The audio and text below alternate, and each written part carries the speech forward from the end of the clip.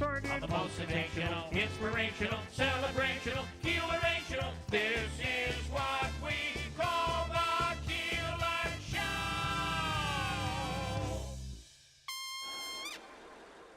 Show. Celebrating 100 years. This is Keeler.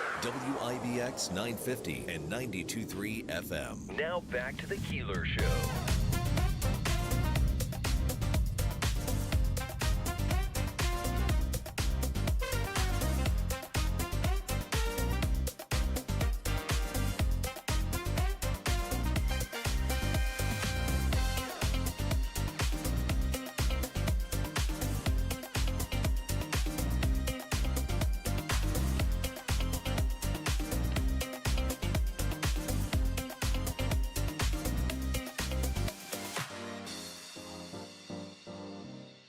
Good dealings. That's what I'm going to say. Good dealings. Good dealings and good morning. I want to start off by just saying this morning, Manansky's in here this morning. I just want to start by saying what I said to you a second ago. At least, you're a Giants fan. It's not easy. Yeah. It's not easy being a Mets fan. It's not easy being a Bills fan, although... Oh, please. It's better now. It's better now. But I do enjoy it when the Kansas City Chiefs go down. So, interestingly, you came in this morning and you said, hey, well, at least there's some good news. The Chiefs lost last night, and I do have to say my son is a Kansas City Chiefs fan. Right. So I will be consoling him after school Okay. today. Well, he's not listening, is he? No. Okay, good.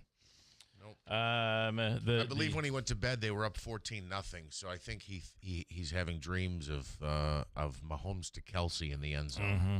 Yeah, and that was a last-second win, right? For Jacksonville? Yeah. I think that was a wild game. As a matter of fact, the scoring play, the winning score, Trevor Lawrence took the snap, and one of his linemen either stepped on his foot or his shoelace, and it's, 23 seconds left in the game, and they're at the 1-yard line. It's first and goal because on fourth down there was a pass interference call in the end zone, which was just. It was pass interference. So that's, which, by the way, I swear these calls didn't come on Mahomes previously. Yeah, well, it wasn't on Mahomes. It was on the Kansas City defense. Oh, it was the defense. Yeah. Right.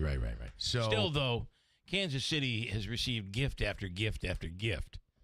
When I say Mahomes, I mean the team. But nonetheless. Just a quick sidebar. I saw some young quarterback take a blow to the head, and the commentary was, boy, if that was Pat Mahomes, the guy probably would have been ejected and arrested. Yeah. But there was no penalty on the play. So anyway, pass interference in the end zone sets up first and goal with, I believe, 23 seconds left. And actually, Joe Buck and Troy Aikman said, if on this play, Trevor Lawrence doesn't scramble to get up, break a tackle, and get into the end zone, it's possible it's the last play of the game because they had no timeouts left. So I actually think it was 30 seconds. I think Kansas City got the ball with 23 seconds left, so it might have been 30 seconds were left.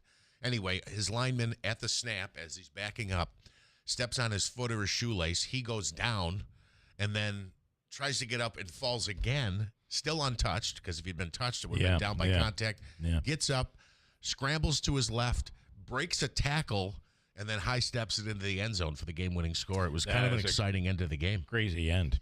This was after a flurry. It was 14-0. Then all of a sudden it was 21-14 Jacksonville.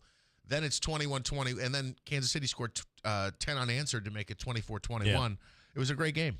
I will say that it's interesting this week. All New York teams are involved in a quote. I'll put that in air quotes. Primetime action. You have the Giants in primetime Thursday night. Yeah. You have the Bills in prime time. The early game are there two games, Monday games? Yeah, so they're playing the 7:15 game. I like that. I like the fact that it's 7:15 though. And then you have the Jets playing in air quote prime time on Sunday morning football at 9:30 a.m. against the Broncos. Yeah, so well, the Broncos coming off a big London. win. Yeah, that'll be a hoot. You know, look, rightfully so, but the Jets are the least credible sports organization possibly in all of sports. Okay. And I think this is just a snapshot, and they're going to get primetime games, but it's just funny. Any team that plays overseas, you get the 9 a.m. start, East Coast time? 9:30, yeah. They're 5 hours ahead of us in London. Anyway. The miserable Giants get primetime. The Buffalo Bills in their prime get primetime. The Jets get morning drive. Yeah, that's right. It's wild. And then one more on sports, and I'll move along. The Yankees, of course, today playing, and they're down 0-2. It's listen, Stefan was all over me yesterday saying it was 2000 whatever, and the Yankees were down 0-2, and they came back and won it all. That was a World Series, but still, Davey, you don't have a great deal of faith. They have to come out hitting the ball tonight. Yeah. Carlos Rondon is going to have to pitch one heck of a game tonight. And Aaron Boone said... By Rendon, I know you mean Rodon. Rodon. And Aaron Boone said that he's going to tweak the lineup today in his interview yesterday. Okay, all right. I don't know if anybody follows Andrew Dominio on Facebook, but he was just all over the Yankees after the loss. I did see that. So the what big choke artists. So what he used to do at 6 a.m. for like 10 minutes and complain and whine about the Yankees, he's now just doing it on Facebook. So. All right, we have a bunch to get to here today. I thought Mark Bottler was in today. I know he's been on vacation. I hope he didn't fall into the Grand Canyon, but he was going to the Grand Canyon. It was his wedding anniversary. Oh, and congratulations. that's where they were going. Mark and Mrs. Butler. Tanya Powers will talk about the latest in this battle over National Guard going into cities around the country. Ryan Schmelz on the latest on the shutdown. We'll have Dr. Kent Hall this morning. Hobica's free money question of the day. There's a lot of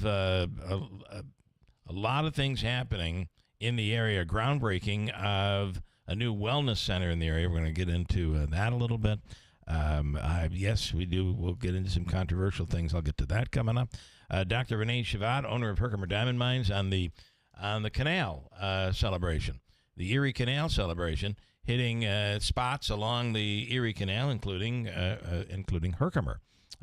This was, of course, the start of the Erie Canal in this area, from Rome to Utica, and then Rome going the other way. That's where it all began, and this is their anniversary of that. Also this morning on his proposed budget, and we'll talk about other things as well, with Rome Mayor Jeff Lanigan, who will be in studio today, Davey. Yeah, in studio this morning, and we'll get to that. The other thing is, are you ready? Because it's beginning to look a lot like fall. I think we're going to start to see some changes in the weather. This has just been incredible. Well, yeah, it was going to change 85 eventually, degrees, obviously. 85 degrees, like no rain in almost a month. Yeah. It's crazy. But it was coming. I don't mean to cause any alarm, but again, I'll bring up Lake Delta, which is, if you look at it, you're like, wow, people boat here? It's looks like an abandoned baseball field. It's so low. Football field. Yeah. There is obviously some water there.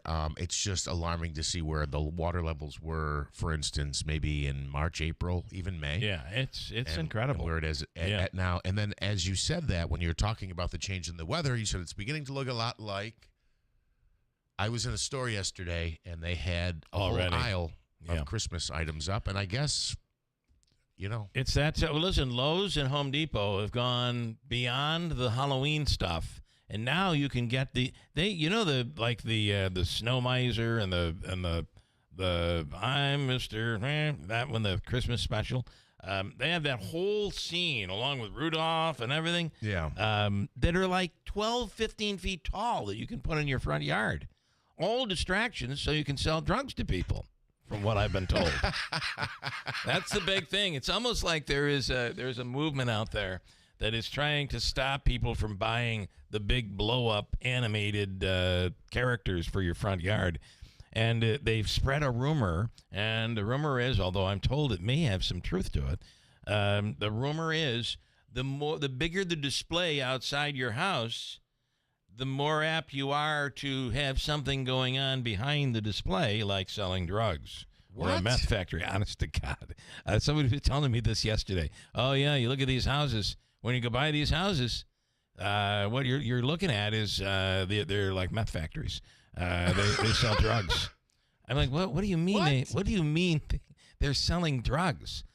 Oh, yeah, that's what it's. They're doing that as a distraction.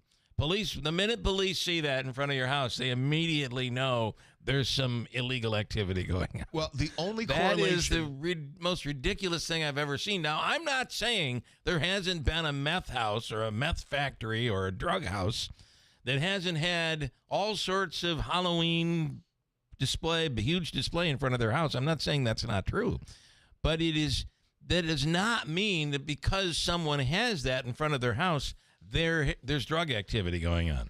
I believe Dr. Fauci would call that anecdotal evidence.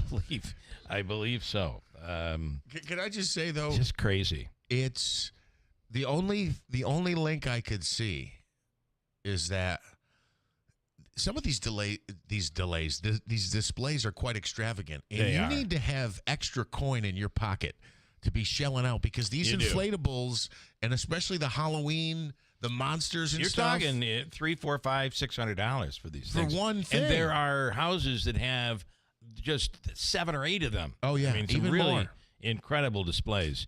And one more thing on this. I was driving down. You have to have a disposable income, I guess, to do this. I won't say where, but I was driving down the highway just yesterday, and one of those displays was a Halloween display, and there's a little girl out there, sweet as can be. But the thing that worried me is she was hugging a skeleton.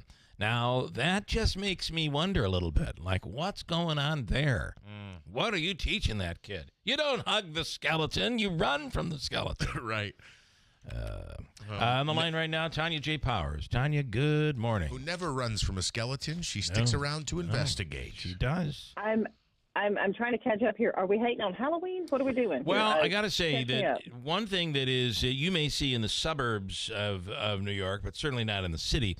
Here, these giant, it's almost like the Macy's Day Parade for Halloween, but it is, you buy them at Lowe's or Home Depot, and they blow, they're gigantic. They're inflatables, and they're all over the place.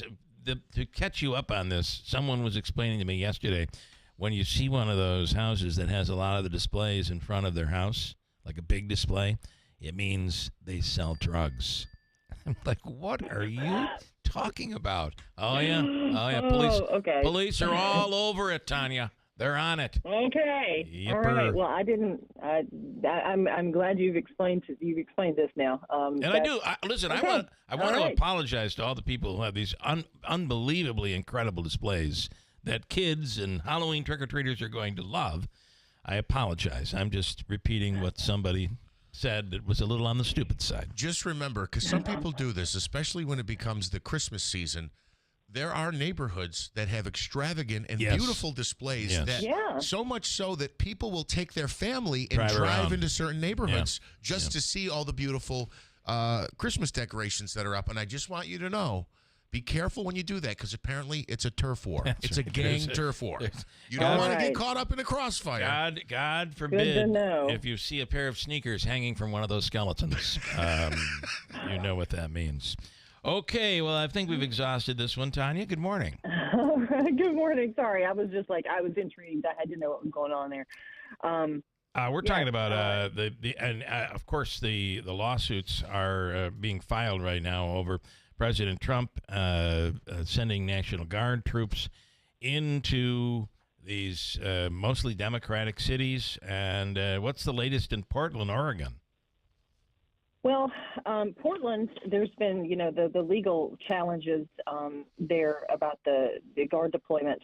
It started off, over the weekend, where there was a hearing that was called on Saturday, where the judge in the case, Judge Karen Emergen, who, by the way, just to get this out of the way right now, she is a Trump appointee from 2019. He appointed her in the first term. So that's, just because that's immediately what people start asking is who appointed this judge. So that's where this comes from. And on over the weekend, the judge blocked the Trump administration from deploying hundreds of these out-of-state National Guard troops to Oregon. It started off with the first part of this on Saturday, where the judge ruled that they could not send. When the Trump administration wanted to send several hundred National Guard troops from California to Portland, the judge said, nope, you can't, we're not doing that. Then the Trump administration said, okay, well, fine, we'll send them from Texas. And the judge came back on Sunday and was like, did you not hear the first ruling? Right. The quote from the judge was, aren't defendants simply circumventing my order? Why is this appropriate? She did not appear, like she seemed, I think the word was incredulous that the president had moved to send these National Guard troops hours after that she had ruled about it the first time. So that's kind of where things are standing at this point. The stuff going on in Portland, these demonstrations, from what we understand, have been about a square mile, of the city, maybe, I'm not talking about a whole square mile. We're talking like a few dozen people. And the city is about 145 square miles, just to give you some context of, how the size of the protest versus the size of the city, where everything else is not going on. Right. They've also actually had a decrease in crime. From January through June, their homicides decreased by 51% in the first half of this year, compared to the same period last year. So I think it's important to always, kind of put out some context of, because we hear these troops are needed, we've got to send troops. I think he said Portland is burning down. Portland is not burning down. Just from the reporting on the ground, that's not what's happening. But people can get like a one-sided version of this, where there are crime statistics and information from police and local officials that also have to be weighed in this. So that's why I'm pointing that out for context. So Manaske, I have a couple of questions. One, is the judge's ruling essentially that a criteria or a burden hasn't been met to allow the president to authorize the president to be able to use these troops? And does it matter? Part two of that is that, does it matter that they're out of state? I know you specifically said California and Texas. If there were National Guard troops in Portland, would the administration be okay to just use them? Part of that is a legal question I really can't answer. I do know that the judge wrote on Saturday that the protests there, which have been generally small, she wrote, quote, they were not significantly violent or disruptive, and that she expected a trial court to agree with the state's contention that the president had exceeded his constitutional authority. That's what this all boils down to, is his authority to do stuff like this, overriding, the state governor and local law enforcement and things like that. So that's what this whole tug of war is about. Mm-hmm. Is he exceeding his constitutional authority, deciding for these cities and states that, I'm going to send in these troops when, people on the ground are like, hey, we have a police force and our crime stats are down. Why are we doing this? Because, it does pit, military troops or National Guard troops or whoever you send against their fellow citizens, and the military, and especially, is not supposed to be used that way. There are laws against that. So that's what the whole bigger picture is really about. And this really goes back to, if you go back to the days of President Kennedy, but there you were getting defiance of a constitutional order, and it involved race laws, and based on that, they used the Insurrection Act. So there was an insurrection, and therefore they mobilized National Guard troops. There have been other times that the National Guard has been used, but almost always, or always, that has been since then, it has been at the request of the governor of that state.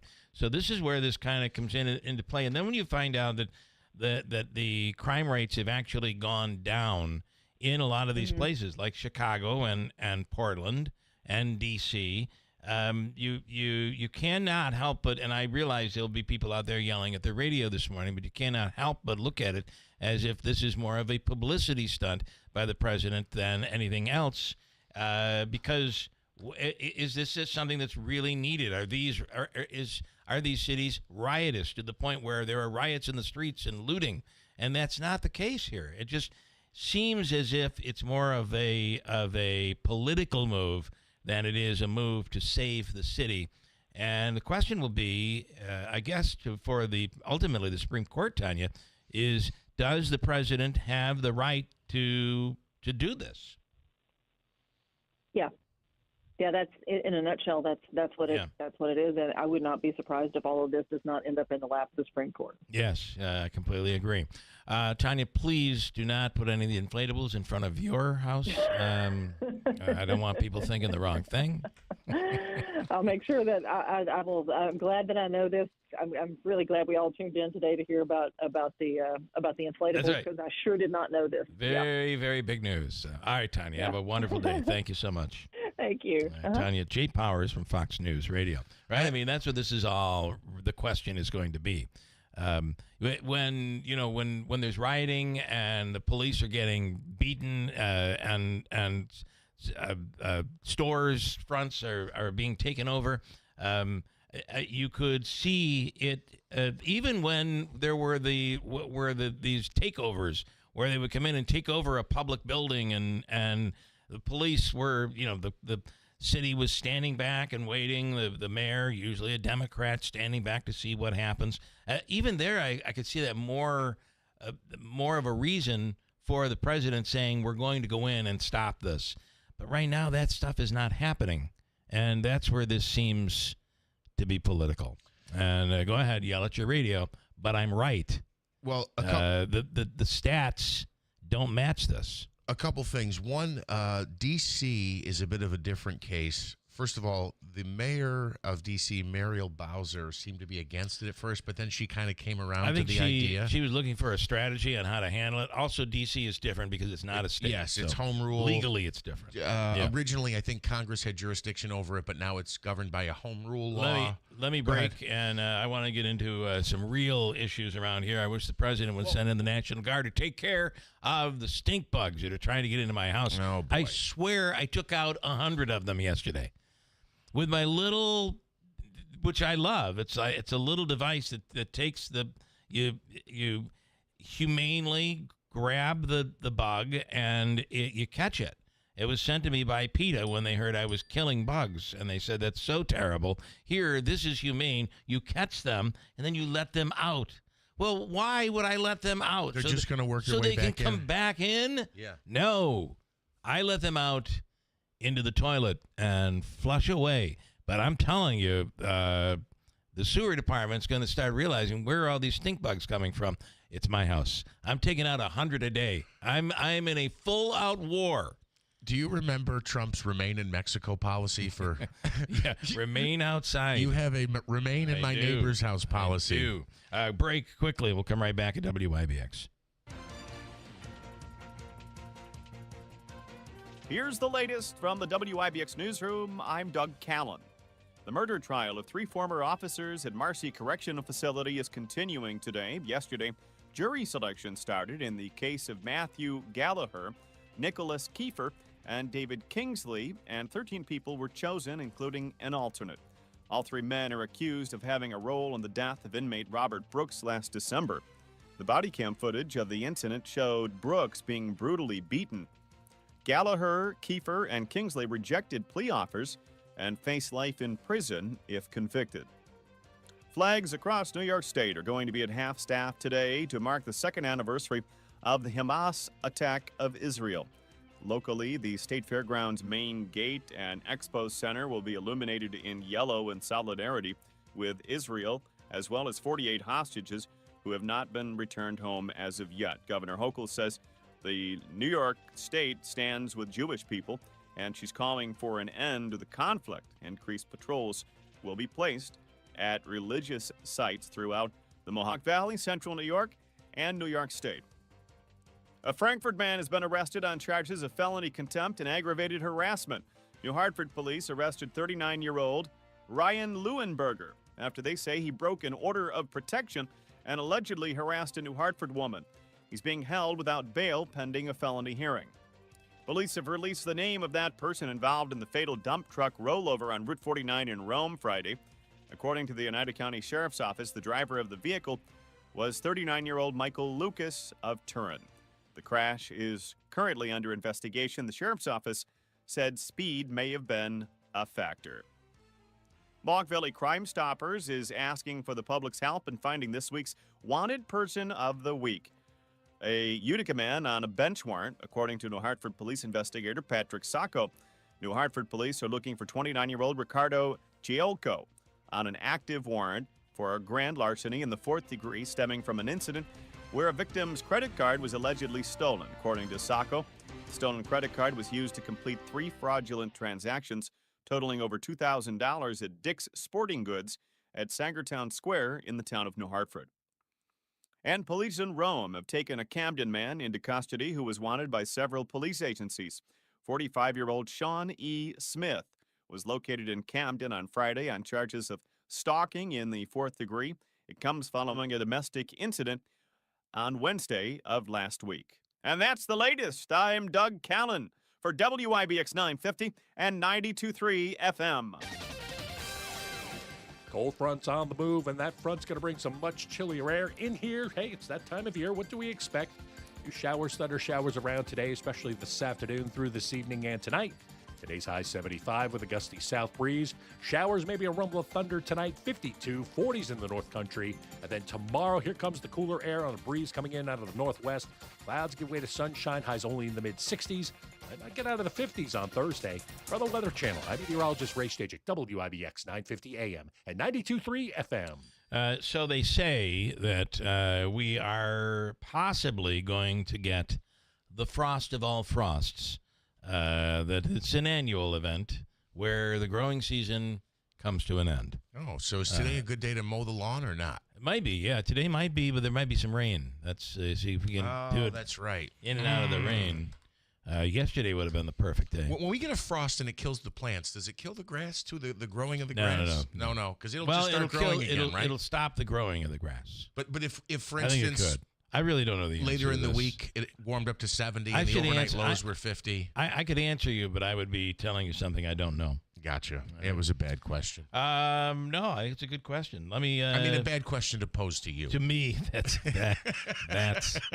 There are things you can ask me, and there are things you shouldn't. That might be one of them. Ryan Schmelz, Fox News Radio. Ryan, good morning. I'm assuming we have until about 50 with you. Good morning. Check. He's checking. Ryan, was somebody beeping at you, or were you beeping at them? That was a car. That was the thing locking itself. Oh, Nice. Gotcha. That was your Nice. locking system. I'm good till 7 o'clock. So. Okay, all right. Well, we won't take too much of your time, but I know that we're going to get into the government shutdown, but to me, what's far more amazing and joyous is the shutdown of the Kansas City Chiefs. Ryan, don't let him fool you, because he hates the Ravens just as much as the Chiefs. But, Don't let him fool No, you. he Don't does think not. you have an ally here. He is. Pretty much he saw both of his biggest concerns in the postseason go away. That is true. Yes. Yeah, the Ravens, obviously, and then you have now the Chiefs looking like their playoff chances are even slimmer. I don't know with about that. loss yesterday.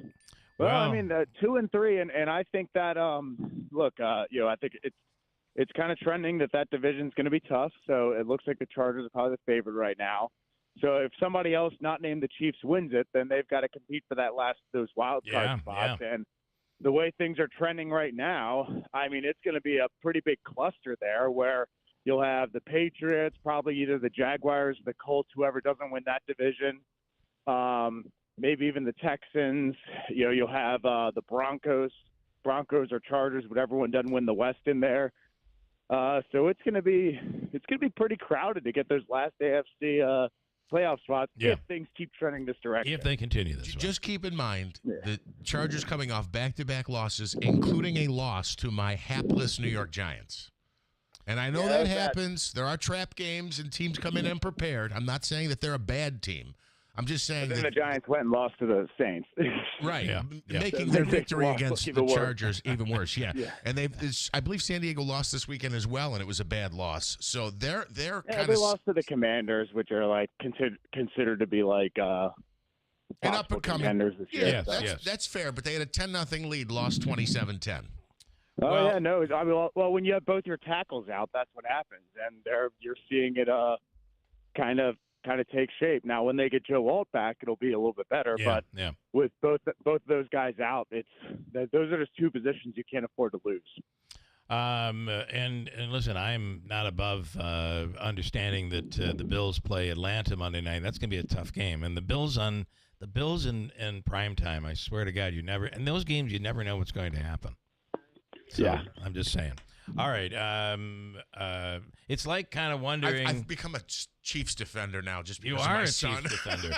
His son likes the Chiefs. So. Well, hey, look. One last point on the Chiefs, and I think that you're seeing what's happening this season as pretty much the thing that I said was going to be a problem for the Chiefs going into the year. That was never a problem for the Patriots, which was for 20 years the Patriots division was a cakewalk, and that contributed to their 6 Super Bowls. Yeah.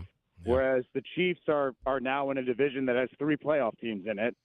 And so, this is just the Chiefs dynasty is in jeopardy just because I think their division is that Because tough. of the competition. Yeah. Yeah, That's fair enough. That's fair. That's fair enough. And I have to say that what we also learned is the Patriots are. I feel like the Patriots are back, and this is going to be really competitive between the Bills and the Patriots for several years to come. I kind of feel that way. Good. Yeah. We finally have something to watch in that division. Yeah, you're right. Although I do enjoy beating up on Miami. Or you never know when one of those teams enjoys a victory. Okay. Are we any closer today? Not really. Yeah. Yesterday they had yet another vote. It went the exact same way it has gone the last couple of times. So I think now that's the 4th time we voted on this thing. So you still have the 3 Democrats who voted yes. You still have the 1 Republican who voted no, and you still have it falling short of the 60 votes needed to break that filibuster and thus getting this thing across the finish line. So I don't think we're any closer to a resolution right now. And I also think one of the things that hurts, although believe me, double talk is king in D.C. The both sides are talking so confidently that the other side is going to cave. It becomes very difficult to save face. But again, stranger things have happened in D.C. Somebody's going to have to concede, and hopefully it's two sides that are negotiating to say, all right, listen, we both gave a little up, and we're moving forward because this isn't good for the country. Yeah, man, I try to think like last time I saw something like this where one side hardlined the other one, and it ended up leading to a negotiation.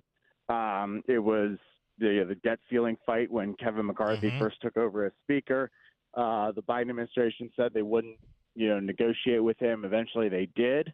But, whether or not Leader Thune and Speaker Johnson are going to be willing to do that because, this is the whole reason that we're even in this position is because, you need that 60-vote threshold. Yeah. Well, Republicans do control the White House, the House, and the Senate. And so their argument is, well, wait a minute, like, why are we giving anything up when we have the significant majority right now? It's just because we have this 60-vote threshold is the whole reason why this thing can't pass. Yeah, yeah. I'm listening to the birds in your. Do you have birds in your car? For God's sakes. No, not in my car. Outside. Okay. Well, it's nice. I mean, you have a nice ride in with some birds chirping in the background. Yeah. Listen, I do think this is ultimately it's affecting, and this is where you're going to start to I think see some movement. Is it's beginning now to affect local communities. We had someone that we wanted on the air today. And he said, I can't, I'm furloughed right now. So oh boy, there are those that are beginning to be affected. And as that happens, they come home and they speak to their congressman. I do think there will come a point where the public is saying enough is enough. You're both getting blamed, which a third of the country believes both sides are to blame. Oh, there's no question. Yeah. So just quickly, I wonder how much of an impact it has. Like, for instance, we talk about TSA and air traffic controllers. I saw a headline this morning that they're being ordered to stay on the job, even though they're not being paid at the moment. Yeah, I guess they'll receive back pay. I just wonder, to both of you, how much of an impact you think that will have if we have longer lines at the airports. Matter of fact, when we talked to Ryan Nobles last week, he brought this up as a point. When people start seeing longer lines at the airports or flights get shut down because air traffic controllers are saying, well, look, you're not going to pay me today. You're going to, quote, promise me back pay. And I'm sure they will get paid. Or, God forbid, an accident. Right. If something happens, if there's pressure just from the rank and file Americans. They'll get back pay. They'll get back pay, but if they stop showing up to work, that means they're not getting anything. You're going to get those longer lines. You're going to see those delays, and ultimately you're going to see the economy probably take a hit from that too. Yeah. I mean, you're already seeing the markets reacting negatively to the shutdown because, number one, I think there's like information that's not being released, and that's leading to Wall Street to have a negative reaction because they're not getting the information they need to react. So you're going to see that ripple effect. I mean, and we've seen reports that you're seeing food lines outside some of these communities that have military bases on them because they're stocking up, getting ready to miss their next paycheck. So, I mean, that's let that sink. Those are service members and their families who are doing that. So let that sink in. Let that sink in. Going to be interesting. But for now, the stalemate continues. And the victim, there are plenty of victims out there. We'll see what kind of voice they have going forward. Ryan Schmelz, as always, thank you so much. We appreciate your time, and have a great day. Hey, you too, buddy. Thank you, sir. Thanks. Ryan Schmelz from Fox News Radio. Those birds were so loud. I know. In the background there. EZ in Ilion says, what about the fact that they saw the police officers and commissioners were cooking the books and not writing felonies and not writing a protest and not a crime? Listen, I think that is irrelevant. The fact is there are no riots, no burning of the buildings and there is violence. The problem is there's violence that's being caused by the fact that people are now protesting the National Guard coming in, and it's causing friction. Was what the Illinois governor was talking about. You're ultimately inciting the situation. So I whether or not that's true, easy. I don't think it matters here. I do have to break. I'll let you get your say on the other side here, because Davey's eyeing me down. Quick break. News is coming up right next here, 7 o'clock at WIBX. Hi, this is Scott Hayes. And this is Jill Hayes from New York Sash. Honey, there's a lot of folks out there right now that could use a makeover. What? Honey, you can't say that. You shouldn't say that. No, not a personal makeover, honey. Their bathroom. They could use a bathroom makeover from New York Sash. It's our annual bathroom makeover sale. Right now, you can get 20% off your New York Sash acrylic bathroom system. It's the best price on a bathroom we offer all year. Oh, okay. Well, that makes sense. It's the makeover everyone can enjoy. A New York Sash bathroom. Our installers will give you a whole new look in just a couple of days, with no mess, no maintenance, and no worries with our lifetime warranty. Your bathroom will never look better. You can visit our showroom on Oriskany Boulevard in Whitesboro. Call us or lock in your discount right now online at NewYorkSash.com. Get 20% off your new bathroom. And let our family take care of your family for less. Hi, I'm Phil DiGiorgio. Planning for the future isn't always easy, but protecting what you've worked so hard for is important. The DiGiorgio Law Firm invites you to a free estate planning and asset protection workshop to be held on Thursday, October 9th, 5:30 to 6:30 p.m. at the DiGiorgio Law Firm offices at 250 Genesee Street, Utica, New York. Seats are limited, so call 315-732-3155 to reserve your spot. At this free workshop, you'll learn how to use trusts to preserve your home and assets from the high costs of long-term care, how to safeguard inheritances for loved ones receiving public benefits, and discover techniques to help you access Medicaid benefits for home care or nursing home costs without spending your assets down to zero. Take control of your legacy. You can't take it with you, but you can decide where it goes. Call the DiGiorgio Law Firm today at 315-732-3155 to RSVP for the workshop or to schedule your own consultation. Again, that's 315-732-3155. The DiGiorgio Law Firm. Start protecting your hard-earned... From the Stanley Theater Studio, WIBX Utica, Rome, WIBX 950 and 92.3 FM, celebrating 100 years. It's October 7th, 2 years later.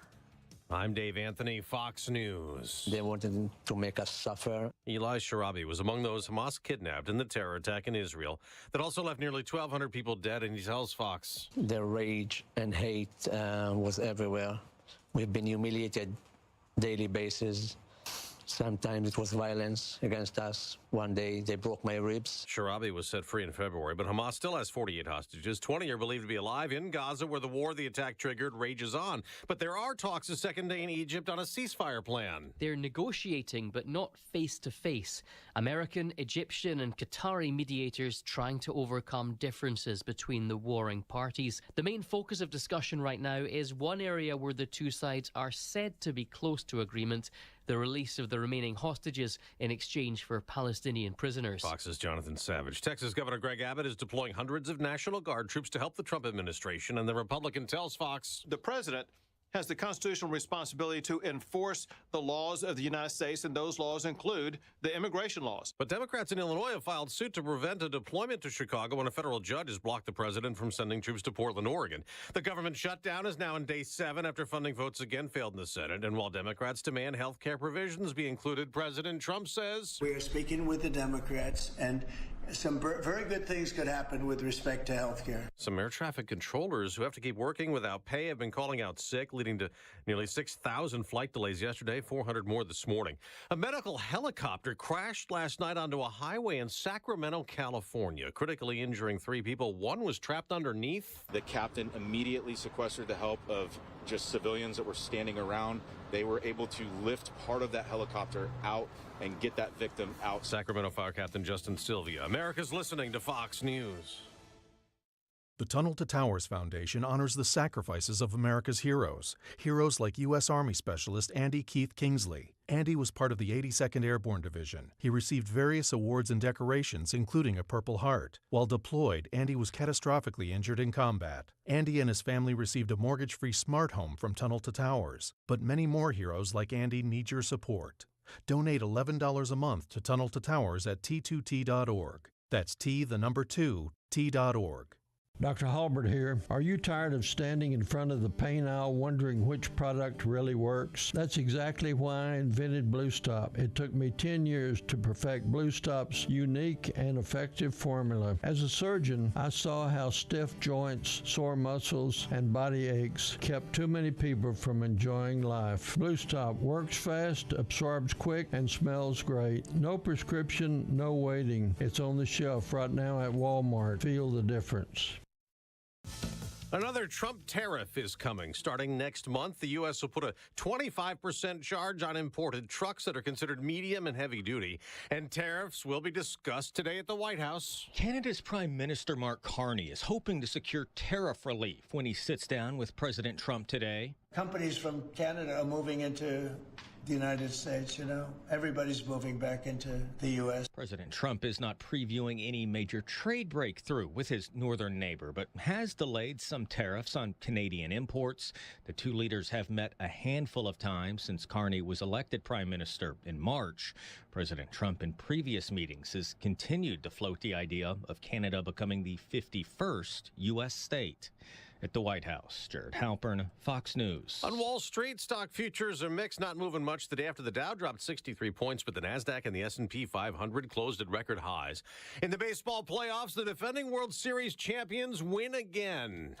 Turner to second base, Tommy Edman, low throw, Freddie Freeman with the scoop, and the ball game is over. The Dodgers beat the Phillies 4-3 on TBS, giving LA a 2-0 lead over Philadelphia. Milwaukee also up 2-0 in Chicago. In their series, the Brewers topped the Cubs 7-3.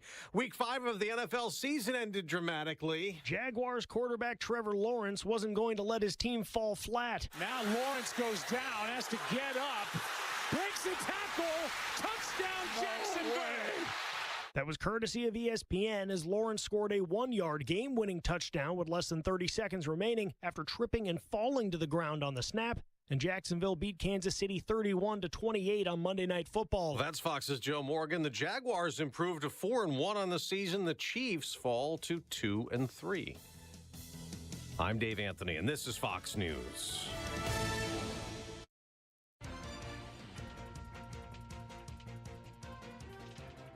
Here's the latest from the WIBX newsroom. I'm Doug Callan.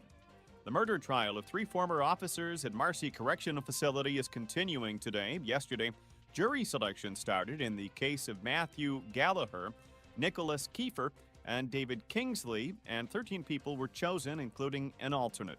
All 3 men are accused of having a role in the death of inmate Robert Brooks last December. The body cam footage of the incident showed Brooks being brutally beaten. Gallagher, Keefer, and Kingsley rejected plea offers and face life in prison if convicted. Flags across New York State are going to be at half-staff today to mark the 2nd anniversary of the Hamas attack of Israel.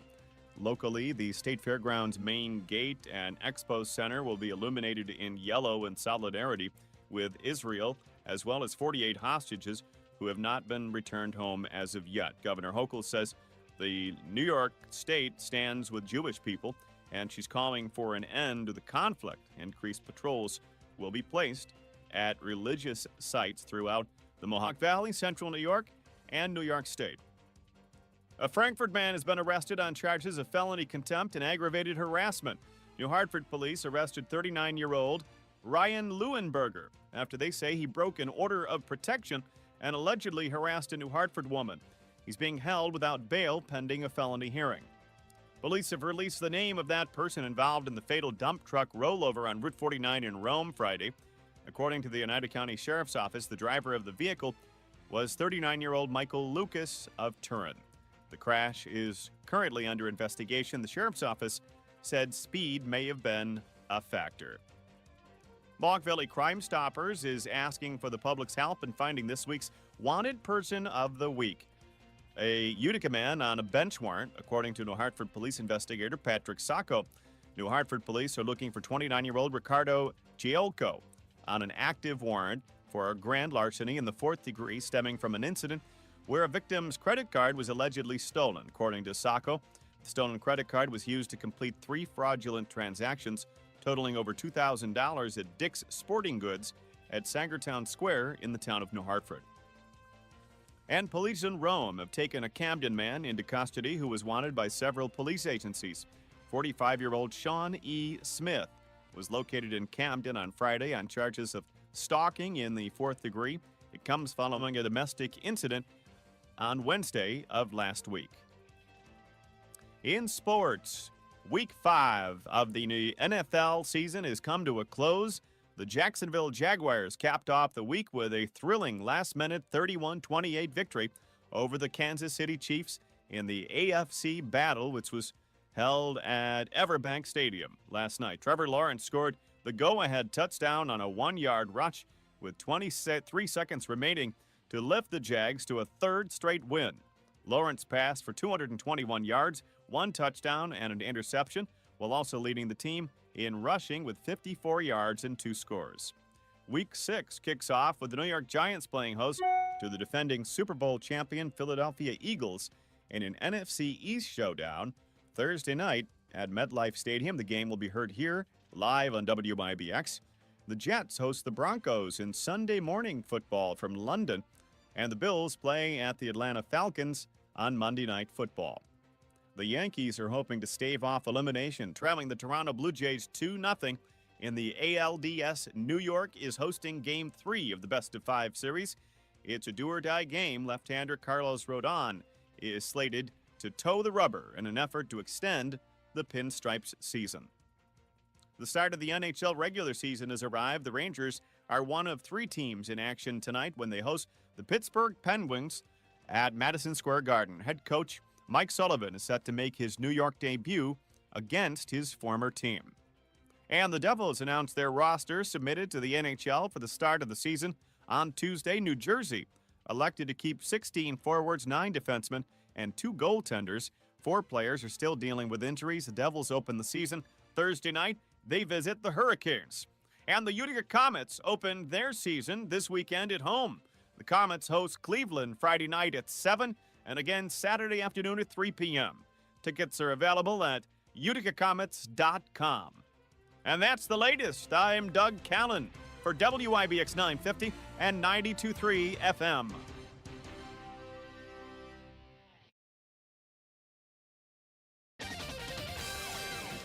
Cold front's on the move, and that front's going to bring some much chillier air in here. Hey, it's that time of year. What do we expect?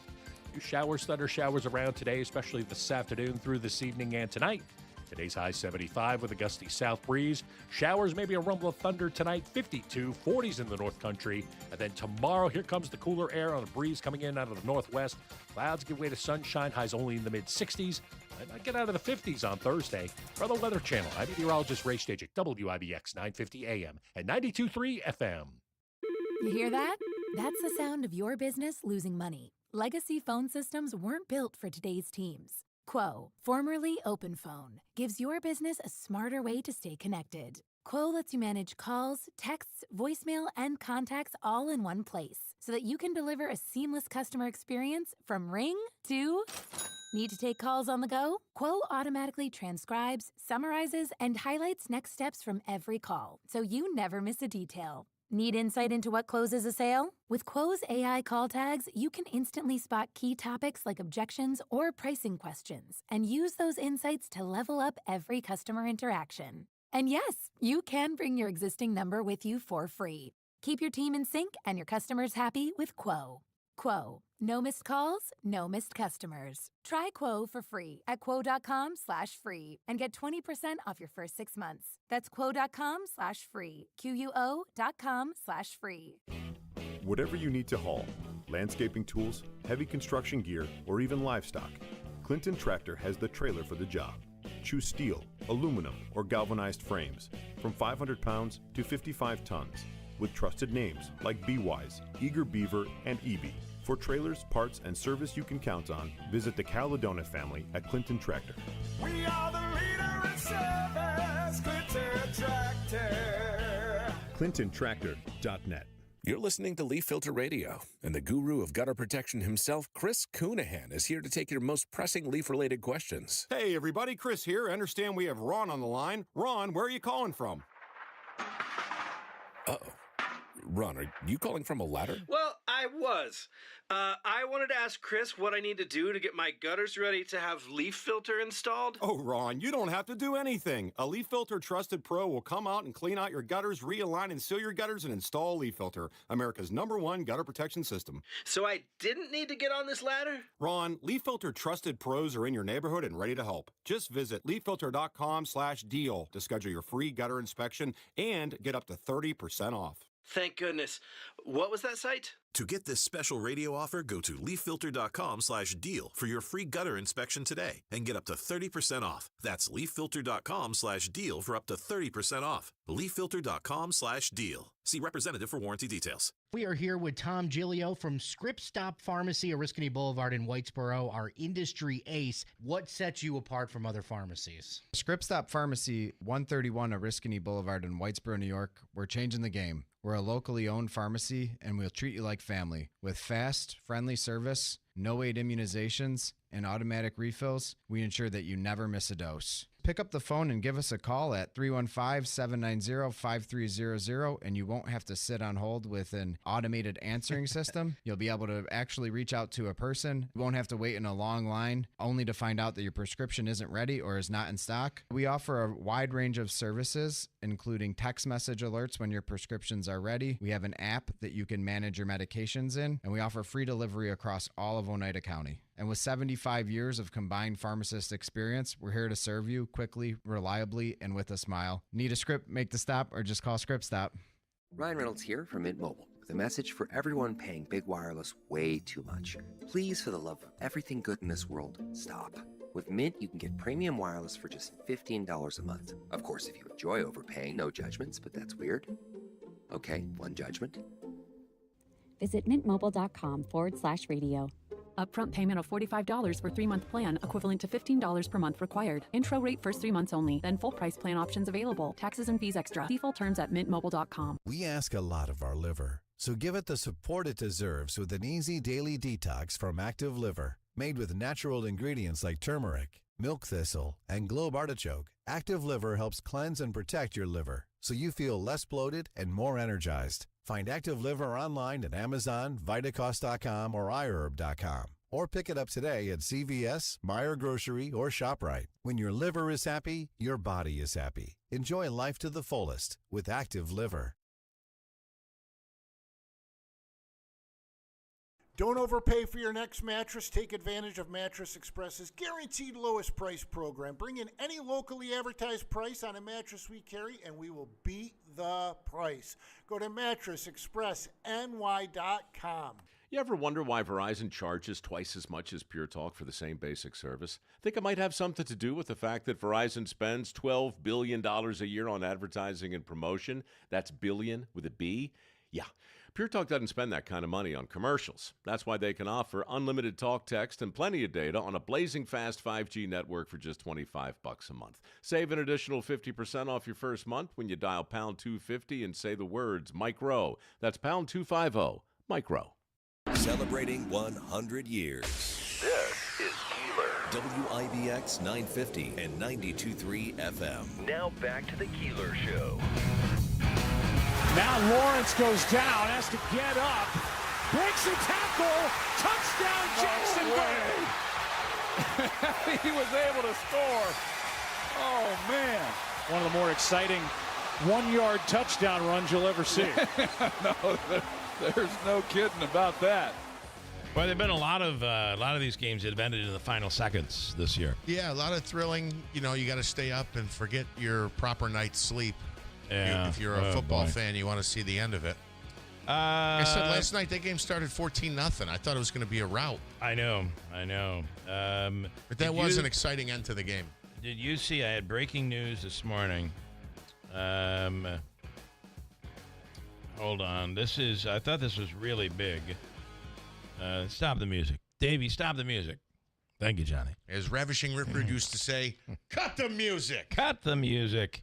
The Nobel Prize in Physics has been awarded to a man showing quantum mechanics on a macro scale. Michael Hennessy has won the. Do you remember what he would come in and talk about? Yeah, I thought it was a coincidence that was. No, it's not really. I think I might know another guy. The first thing I thought was, I'll bet you the guy's name is Mike Hennessy. But he's right. I mean, Mike Hennessy was absolutely correct when he talked about quantum computing. But he would say it. It's computering. Computering. Yes. And he would say it that way, which would cause. That was back when he was running for office. But the minute I saw that today, Nobel Prize in quantum mechanics on a macro scale, I hit the button just hoping it was going to be a guy named Mike Hennessy. And it wasn't. The guy's name is, there are three of them, John Clark, Michael H. Deveray, and John M. Martinis. Like the drink? Like the cocktail. Honored for showing quantum tunneling in an electrical circuit, work with implications for the next generation of quantum technology. So, and Mike wasn't professing to be an expert on the topic, right? What he was saying was everything they're doing at Marcy is outdated. Right. They should be focused doing on quantum computing. That is the future. The problem with what he was saying is awesome when you think about quantum physics and the quantum computing and the technology. I know nothing about this, as you can tell. Same. However, all I have been told is that it is something we are trying to advance, and the first countries are in a race right now to and probably Dr. Hall can even explain this better than we can, because at least he's a scientist, a physician. But the country that gets there first is going to really own at least the science in the beginning till it's stolen and everybody else gets it. But it is so fast, we can't comprehend it. I mean, when you look at when you put in when you put in something into ChatGPT, and you're amazed to sit there and watch it create what you've asked it to create, and it does it in 5 seconds. Yeah. That's incredible. Apparently, quantum is mind-blowing, and it will be what will change science, change the world, change medicine, change mechanics, everything. So that's all I know. And so he was not wrong there. The problem, though, is it's not a product that we're currently producing. So if Marcy is there to produce products that can go into the marketplace and more people can be hired, Quantum would be a research facility. And while that would be nice, that's a whole different ballgame than a manufacturing facility. Yes, and that's, I guess, what I'm trying to say. And let me see if Dr. Hall agrees, because he's wiser than both of us. Doc, good morning. Combined, probably. Dr. Kent Hall combined times Quantum 10. Whatever. Good morning, Doc. Good morning. How you doing this morning? As I was explaining it in layman's terms, would you agree? So the benefits of quantum computing is really all about speed and just how fast things can be done, how the computational acceleration and accuracy. So really, it just allows many more complex things to be done at a very rapid rate. It's still just. Basically, when you boil it down, it's a computer. It's just a really fast computer. And when you think about it, if we're worried that AI is about to take over the world under the current circumstances and our current technology, wait till quantum computing comes in. We're all screwed, or maybe we're all in a great place. I don't know. Well, it doesn't do things differently. It just does things faster. And but the reality is that if you're looking at something that is going to that is going to be taking over the world, and how when will that happen? Assuming it does, but when will that happen? If you've got a quantum computer working on it, it will happen faster. This is Mike. Quantum computing is, instead of using metal wire to connect chips, you're bringing it down to an atom connecting together, and atoms connecting together, making incredibly powerful chips in a very small place. And boy, in the world of medicine, there is a great deal of hope in our current level of technology with computers. But then, if we get down this quantum road, it changes everything. Yeah, so the benefit of, specifically related to medicine, the primary benefit, as we currently understand it, and there are always secondary and tertiary benefits, but the primary benefit is the ability to look at, say, designing a new medication or something like that, and using simulations, computer simulations, to say what drug, structure of a drug would allow this to happen, whether it's a new antibiotic or a new cancer drug or something like that, because you want it to fit in, you want its structure to fit into the ongoing processes that are driving, let's say, cancer, that are driving the cancer, so that it can interrupt that, so that it can stop it. And the simulations say, if you had a drug or a medication that would do this, that had this configuration, then it would block that process. It's like, okay, so now what? How could we do that? Mixing all the chemicals together, how could we do that? And doing that with a quantum computer, you could do it much faster. You still have to do the next step, which is actually then develop the drug and test it and all those other things. So I also, you think about all the great things that can be done, but with that can come evil. And people trying to do nefarious things using that technology, whether it be in warfare or cyber attacks, it would change that world. I mean, imagine trying to, here's an example. You can have the greatest password in the world, and there's a computer that can be programmed to find your password and use every possible option that could be used. Imagine what a quantum computer could do. Right, and how much faster that could do it. So the reality is that, absent the Terminator apocalypse where the machines take over the world, you are absolutely right, because a computer is a tool, and in the hands of a good person it can do good things, and in the hands of a bad person it can do bad things. So crazy. Boy, you think back to I was flipping through the channels and saw paw and half pint, hugging and plowing the field on Little House. I mean, imagine how slow things were. You had to actually go find a book, if you could find the book, to learn something that someone had written. And you say flipping through the channels. You actually had to stand up out of the recliner and go over and manually back turn then, you had the to knob. manually flip. Now I just think, change the channel, and it goes up. We did a crank call about that years ago. I really can't do that, but who knows? That may be coming next. Doc, good morning. And just a quick reminder, Manaski has a couple good questions, and I did want to have you at least start with, it's that time now to get out there and get the flu shot or the COVID, whatever it is you're looking to get. I know there has been some change from the government on the COVID shot.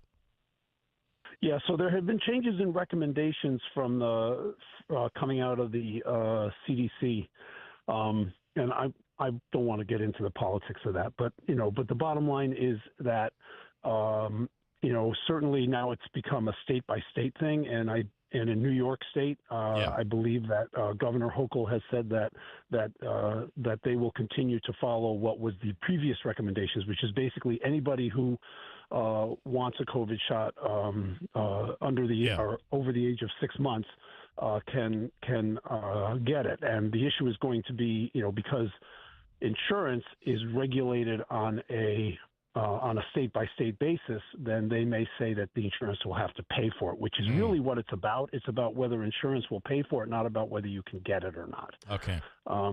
So that's what that's about. But yes, it is that time. It is October 7th, and it is time for people to very seriously look at getting protected against the flu and against COVID, because every year starting at this time, it starts to ramp up, and it's going to ramp up. This year is not going to be any different than any other year with the severity of it and stuff, especially of COVID.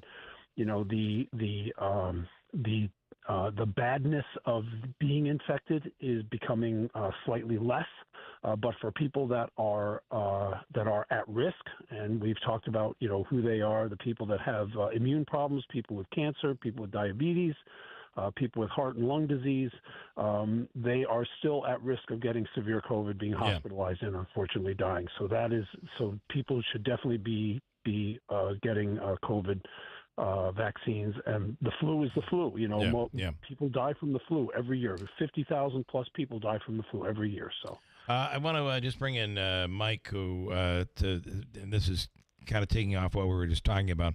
Had an appointment with his doctor yesterday and got talking about AI and the robots, AI robotic robots, and his belief that the first group that's going to be hit will be surgeons, Doc. The robot will be much more efficient. Older surgeons, while they have a great deal of experience, tend to be a bit more clumsy as they get older. The robot has all the intelligence and the skill set that never gets old. I hate to tell my daughter she's screwed after she's gone through all this schooling to try to become a doctor, but is there an end in sight for human physicians? I very seriously doubt it. Specifically related to surgeons, surgeons have been using robots to help them with surgery for a long time, decades now, and that technology is definitely getting better. The issue with, can a robot actually do the surgery absent having a human operator behind it? The issue there is that, you run into things that you're not expecting, and you have to think about it. And, again, robots, they don't think independently. They use algorithms, and you download everything that has ever happened, which is fine. But then when something comes up that hasn't happened, they're kind of screwed. Yeah. So they need, and until they actually develop, actual rational intelligence where they can learn new things on the fly, we're not there yet. And there's a word for it. There's a term for what that is. It's not the large language model. That's what we're doing now. But it's actually the second generation behind that. And again, I don't remember what the terminology is for it. By the way, I remember the many DJs back in the early 90s saying automation will never work. They got to have these buildings filled with real people. Otherwise, stuff won't work. And now you'll come around a radio station on the weekend. Station's still on the air. Still people talking, but there's nobody in there. Well, really you could make a case it's like that weekdays, too. Yeah, that's a very good point. All right, I'm going to ask you, what do you... well, just a couple of things. When I was out of town for a wedding approximately a month ago, and I caught something while I was there, and I missed a few days here because of it. It was some type of a chest cold, sinuses, and for a day and a half, I had a fever until that eventually broke. I never went for testing. I never I didn't know what it was. I didn't feel good. I knew that. I stayed away from people. Like I said, I didn't come in here. I called into the other job as well. What I'm getting at is, how much does it matter whether it was COVID, a flu, a bug, a viral thing? Does that matter? Do you need to know what it is? So I would say, Jeff, that for you right now, it probably doesn't matter because you have recovered from it. For somebody who is in the early stages of it, and again, especially people who have conditions that make them more prone to having serious things, then you do want to know, because if as an example you're having the first day of symptoms and you have diabetes and heart disease, bad combination, but if you have those and you go get tested and you find out that it's COVID, you are the person that should be getting treated with the medication. Gotcha. Because you have more likelihood of having badness happen to you. Yeah. So, for you right now, you've recovered from it. So what does it matter to you? Right. Exactly. It really doesn't to you as an individual. I also saw on social media a concerned parent had posted, and I have no reason to doubt it, that her child had come up with strep and said, "Oh, it's going around. Be aware. It's out there." Whether it is or not, I guess the numbers will show that. But my question is there any difference in how strep spreads versus the common cold or COVID-19? So strep is a bacterial infection as opposed to COVID and the flu and the common cold, which are viral. But in terms of their mechanism of spreading, they're basically the same because they're all upper respiratory. So it's really, aerosolization and, things like that. The strep bacteria can last on materials. We call them fomites, things that can pass them along. They don't last for a huge amount of time, but a very quick answer to your question is the mechanism of spread is very similar. Yes. Okay, so coughing, sneezing, or as you say, for instance, if I coughed on this piece of paper and left it here, and then Bill picked it up, it could be on his hands and then infect him that way. Right. All right, and that leads me to my final question, which is, can you again remind us of the importance of hand sanitizer, not only for the case that I just mentioned, but if someone coughs on a paper and hands it to you, but I mean just the day-to-day routine with door handles and money and bathrooms and things like that. Yeah, so again, that goes to what I was talking about. The things, when you get an infectious entity, whether it's COVID or a bacteria or whatever, and it is on your hand and you touch something, it is transferred to that. If somebody else that becomes what we call in medical terminology a fomite, something that is inert but can carry an infectious agent, and then somebody else can pick it up from that inert thing, whether it's a doorknob or whatever. And the way that we decrease that possibility is by, if people wash their hands using sanitizer or soap and water or whatever, then the chance of you touching something and transferring a bacteria to that, and then somebody else picking it up from that, becomes much less. So yes, absolutely. And there are some things, especially GI infections, where it's very important, because that's how a lot of them get spread. So I just wanted to bring that up because we saw it, the prevalence of hand sanitizer during COVID-19, and it was, a scary thing. I think we were all making going our through own, that. if you remember, because you couldn't get it. We had moonshine hand sanitizer. Moonshine hand sanitizer. But at the same time, it's just like, while I'm glad we got rid of masks and all the other, and this virus is not as bad now as it was at one point, I think we kind of also threw out the baby with the bathwater. We don't wash our hands as often as we were. We're not using hand sanitizer. We're not sneezing into our, the cuff of our sleeve or whatever the case might be. So speak for yourself. I'm obsessed. Well, I say when I say you are. When I say we, it's just something more commonly where I think it was an overreaction where someone would sneeze and everyone would go. Oh, it was like that. It's not like that anymore. Thank goodness. Nothing was ever better than going into the grocery store that first week. I swear to God, there was a guy in a hazmat suit and he had these gloves, these yellow gloves on that were not surgical gloves. No. These were plumbing gloves. Like when the plumber has to deal with acid, he puts these gloves on. You can't even bend your fingers with these gloves. And here's this guy trying to pick up potatoes, loose potatoes, and put them in, and they're all over the floor. They're falling all over the place. And I'm like, well, I understand it's important to be safe, but that's a little too safe for me. So my point, and Doc, I know you can back me up on this. We're entering the 6th season, and I don't want to go back to any of the COVID stuff we used to do. But let's not be careless. Yeah. So I don't know. He might have hung up. I don't know. Right. He's still there. Be smart. Be smart. Don't be careless. Think about yourself, but also think about the community, and hopefully everybody will stay as safe as possible. That's what we want to do. Good stuff, Doc. We appreciate it as always. Thank you so much. Thanks, everybody. Have a great day, and please be safe. You too. Dr. Kent Hall, and I'll never forget that sight of... That's hilarious. You had no mobility with those gloves. None. I swear they were meant to, pick up sewage or pick up a giant pipe that had... Were they clean gloves? Acid.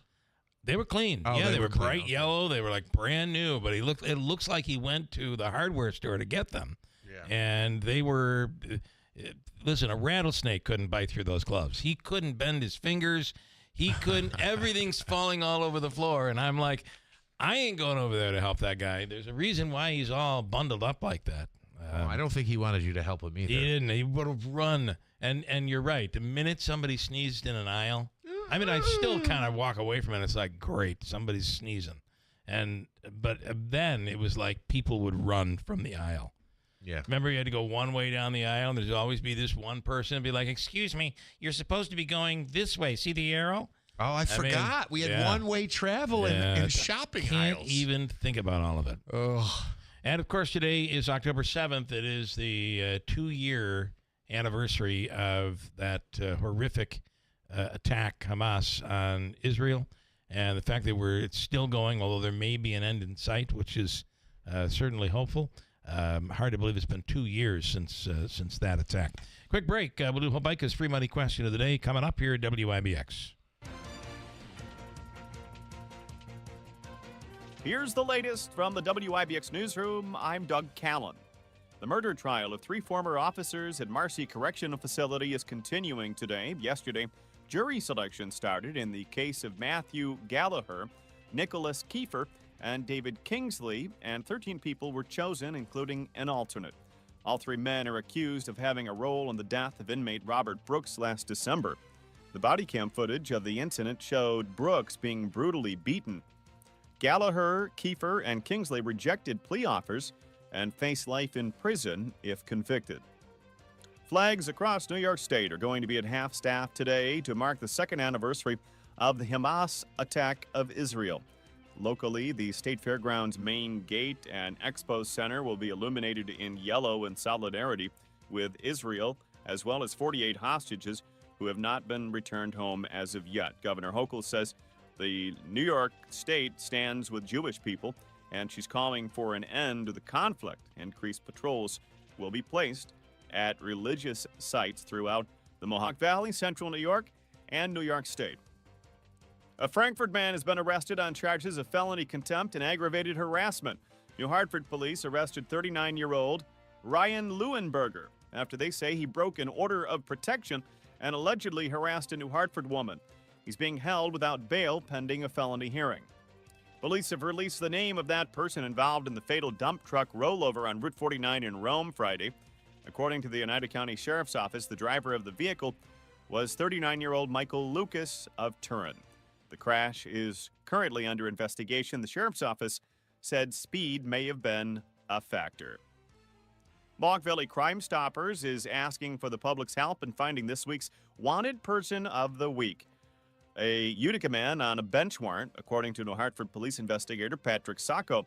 New Hartford police are looking for 29-year-old Ricardo Giolco on an active warrant for a grand larceny in the 4th degree stemming from an incident where a victim's credit card was allegedly stolen. According to Sacco, the stolen credit card was used to complete 3 fraudulent transactions totaling over $2,000 at Dick's Sporting Goods at Sangertown Square in the town of New Hartford. And police in Rome have taken a Camden man into custody who was wanted by several police agencies. 45-year-old Sean E. Smith was located in Camden on Friday on charges of stalking in the 4th degree. It comes following a domestic incident on Wednesday of last week. And that's the latest. I'm Doug Callan for WIBX 950 and 92.3 FM. Cold front's on the move, and that front's going to bring some much chillier air in here. Hey, it's that time of year. What do we expect? Few showers, thunder showers around today, especially this afternoon through this evening and tonight. Today's high 75 with a gusty south breeze. Showers, maybe a rumble of thunder tonight, 52, 40s in the North Country. And then tomorrow, here comes the cooler air on a breeze coming in out of the northwest. Clouds give way to sunshine, highs only in the mid-60s. And I get out of the 50s on Thursday. For the Weather Channel, I'm meteorologist Ray Stage at WIBX 950 AM and 92.3 FM. Currently, we're at 59 with clouds. It's time now for Hobica's free money question of the day, Davey. And this morning, you're looking for, by the way, how much money on today's free money question from Hobica? Remember, Hobica's coming in Thursday. Yeah, so you're going to change up on Thursday? I don't know. What are you going to do? Well, I come up with an amount every day that's decent, and then, oh, yeah, 150. It is one of the things that really annoys you. I think you go to bed at night, like, pissed off over the fact that I changed the amount. I don't go to bed pissed off about that. I just go to bed pissed off about certain things. Okay. But not about that. All right.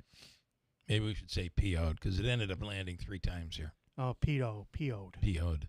All right, what do we 150. And ask you seem to be, and it's like a tennis match here. You're enjoying back and forth. What did we say, 185, you said? Okay. 185 today, $185. Plus, we have some consolations to put in there. The Riggy Fest and run and walk, all of that coming up this weekend. We have tickets for that where you can enjoy the food. All right, we're looking for caller number what? 6. Sixth caller right now at 315-736-0186. Right now at WIBX. BME Company Business Machines and Equipment has been delivering office solutions for businesses in upstate New York for over 30 years. Their success comes from finding the right document management strategies and software solutions for streamlining workflows. Simply put, BME provides fast, reliable service at the best value to keep your business running smoothly. Through BME's strategic partnership with Hummel's Office Plus, they distribute supplies for just about every machine in your office at a great price. BME welcomes the opportunity to serve your business, selling, leasing, and service in Canon and Kyocera devices, as well as FP mailing solutions. An important part of BME's culture is supporting the communities they're fortunate to work in, and BME recognizes that support is one reason for their success. The future of business in BME's area is encouraging, and the company is grateful to be a part of that growth. Call BME Company at 315-574-8200 or visit BMEcompany.com. BME Company Office Solutions. Made simple. Did you hear? The best performing assets of 2025 aren't stocks. They are precious metals. This year, gold and silver have risen a staggering 29%. And some experts believe the gold and silver bull market has just begun. Central banks are buying gold to protect against the falling dollar. And silver, it's powering the future. With skyrocketing demand for solar, EVs, and AI, silver is the new oil. So how high could gold and silver soar? Find out. Call Lear Capital, the precious metals leader, at 800-957-GOLD. Get your free wealth protection kit and see how gold and silver could help your retirement dreams come true. With over $3 billion in trusted transactions, thousands of 5-star reviews, Lear is your trusted source. Call now, 800-957-GOLD. That's 800-957-GOLD. 800-957-4653. Hi everyone, it's Lisa from Fit Body Boot Camp in Whitesboro and Clinton. October is Breast Cancer Awareness Month, and we're turning sweat into support with our Burpees for Boobies Challenge. Here's how it works. All month long, you pay $1 to nominate someone to do a burpee, and every dollar goes directly to breast cancer research. It's a fun way to get involved, call out your friends, and raise money for an incredible cause. And if you're new to Fit Body, don't forget, we're also offering 3 free sessions to help you get started. So stop in, join the fun, and let's make every burpee count together.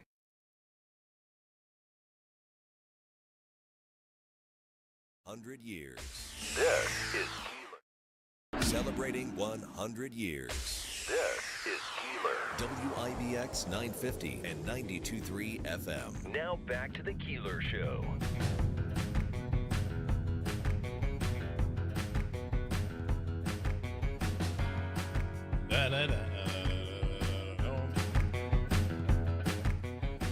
Well, good morning. Good morning. It's Tuesday, right? Today's Tuesday. You know, today is the day that it seems like it's been going on forever, but my son went through that. Just some random stranger decides he's gonna start punching, and my son never saw it coming. Nonetheless, broken jaw. Today is the day that he will have the pins removed from his, and several pins. I didn't realize how many, but it's several pins go in through the gum and the teeth, and he'll have those removed today. He's very excited to eat regular food. It's been 6 weeks, you said? We're going into week number 7, so that's when they're coming up. I'm really sorry 6 or that 7. happened. But it's a good day. Today is a good day. All right, it's time for us to do Habaika's free money question of the day. And this morning, as Davey so graciously said, it's $185 today. Well, that's not what he said, but that's what the prize is. Well, $185. Plus, we have some consolations to get in there as well. In Sequoit, we have our man Larry ready to go. Larry, good morning. Good morning. How you doing, Larry? I'm doing great. You know, each day these questions pop up, and some days they're really difficult. Some days it would take a quantum computer to actually come up with the answer, to be honest. And then there are days like today. So are you ready? And here we go. This is from the Habaika Law Firm, Joseph and Andrew Habaika. For your legal needs, call 315-724-1600. Here's the question. Taste of Country just compiled a list of the 30 best songs about divorce of all time. And my question for you is, who sang number 1? Ready, go. You're going with, you kind of cut out there, but I'm pretty sure you said Tammy Wynette. You did, right? Yes. Yes, he did. Yeah! Well, that was an easy one. I think I predicted the victory right here. DIVORCE, Tammy Wynette, 1968, maybe, I think it was. What other song could be number 1 here? I don't think there's another one that could top that one. We're also going to give you tickets to the Riggy Fest. It's the Riggy Riggy Run, Walk, and Riggy Fest. I'm completely butchering it, Davey. Maybe you write it up for me for tomorrow. But I have a pair of tickets. It's Sunday. Up at SUNY Poly is where it's going to be held. So stand by, Larry. Congratulations. Davey's going to hook you up. Thank you. All right. Hold tight. Now, just quickly, there's another, and I don't know country that well. Hold on. AI is searching for me, so I might get the answer. Smitty, there's a country song that begins with, essentially the guy says his wife or his girlfriend tells him he can't go hunting or he can't go fishing anymore. He has to choose one or the other, and then he goes, well, I'm gonna miss her. What song is that? I Got a Bite. Is it Brad Paisley? Yeah, you're so good at singing. I love it. Do you remember? Yeah, no, I'm terrible. there was Jerry Reed. She got the gold mine. I got The Shaft. Remember that one? Oh, yeah. Okay. That was a goodie. Yeah. I'll go through that list in a little while. We'll get into that list coming up. In studio, Vince Scalise. Vince, good morning. Thank you so much for coming in here this morning, and good morning. Good morning. Always a pleasure to come here, guys. Jeff, you talk to him. I'm going to set up his camera. Oh, sure. Yeah, go ahead. So, of course, Vincent Scalise, Vinny, as we call him, is the Utica Center for Development Executive Director and founder, and a groundbreaking for the Reverend Dr. Mary Webster Wellness Center, which is, I think this is much needed in our community. Absolutely. I mean, wellness is a key component to lifestyle. We have a tremendous homeless issue in our area, just like any other area. I mean, we're no different than any other city. We need the affordable housing. So the Wellness Center will come with 20 units of affordable housing for our homeless population, our homeless veterans, and those with mental illness. And then the Wellness Center is open to the general public. It will have the only publicly accessible indoor pool in our area, plus, a fitness center and meeting space and things like of that nature. And how does that work? Is that something that's only available for individuals who, I guess, quote, qualify, or do you sell memberships for the Wellness Center? No, it's going to be open to everybody. So there will be memberships available, but if somebody cannot afford it, they're not going to be turned away. It's just like what we do with our open gym. We always have open gym hours for the youth to come in. There's no charge for them. It's free every day after school. We'll do the same thing with that. You're not turning anybody away. Exactly. I do want to say, when it comes to the homeless, and I think you have this, I know you have this opinion, but I do think that the public, you don't have this opinion.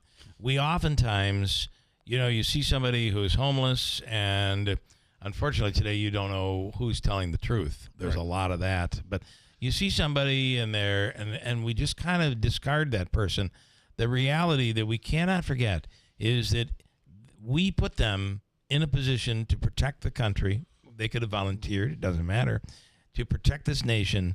And as a result, they're having mental health issues.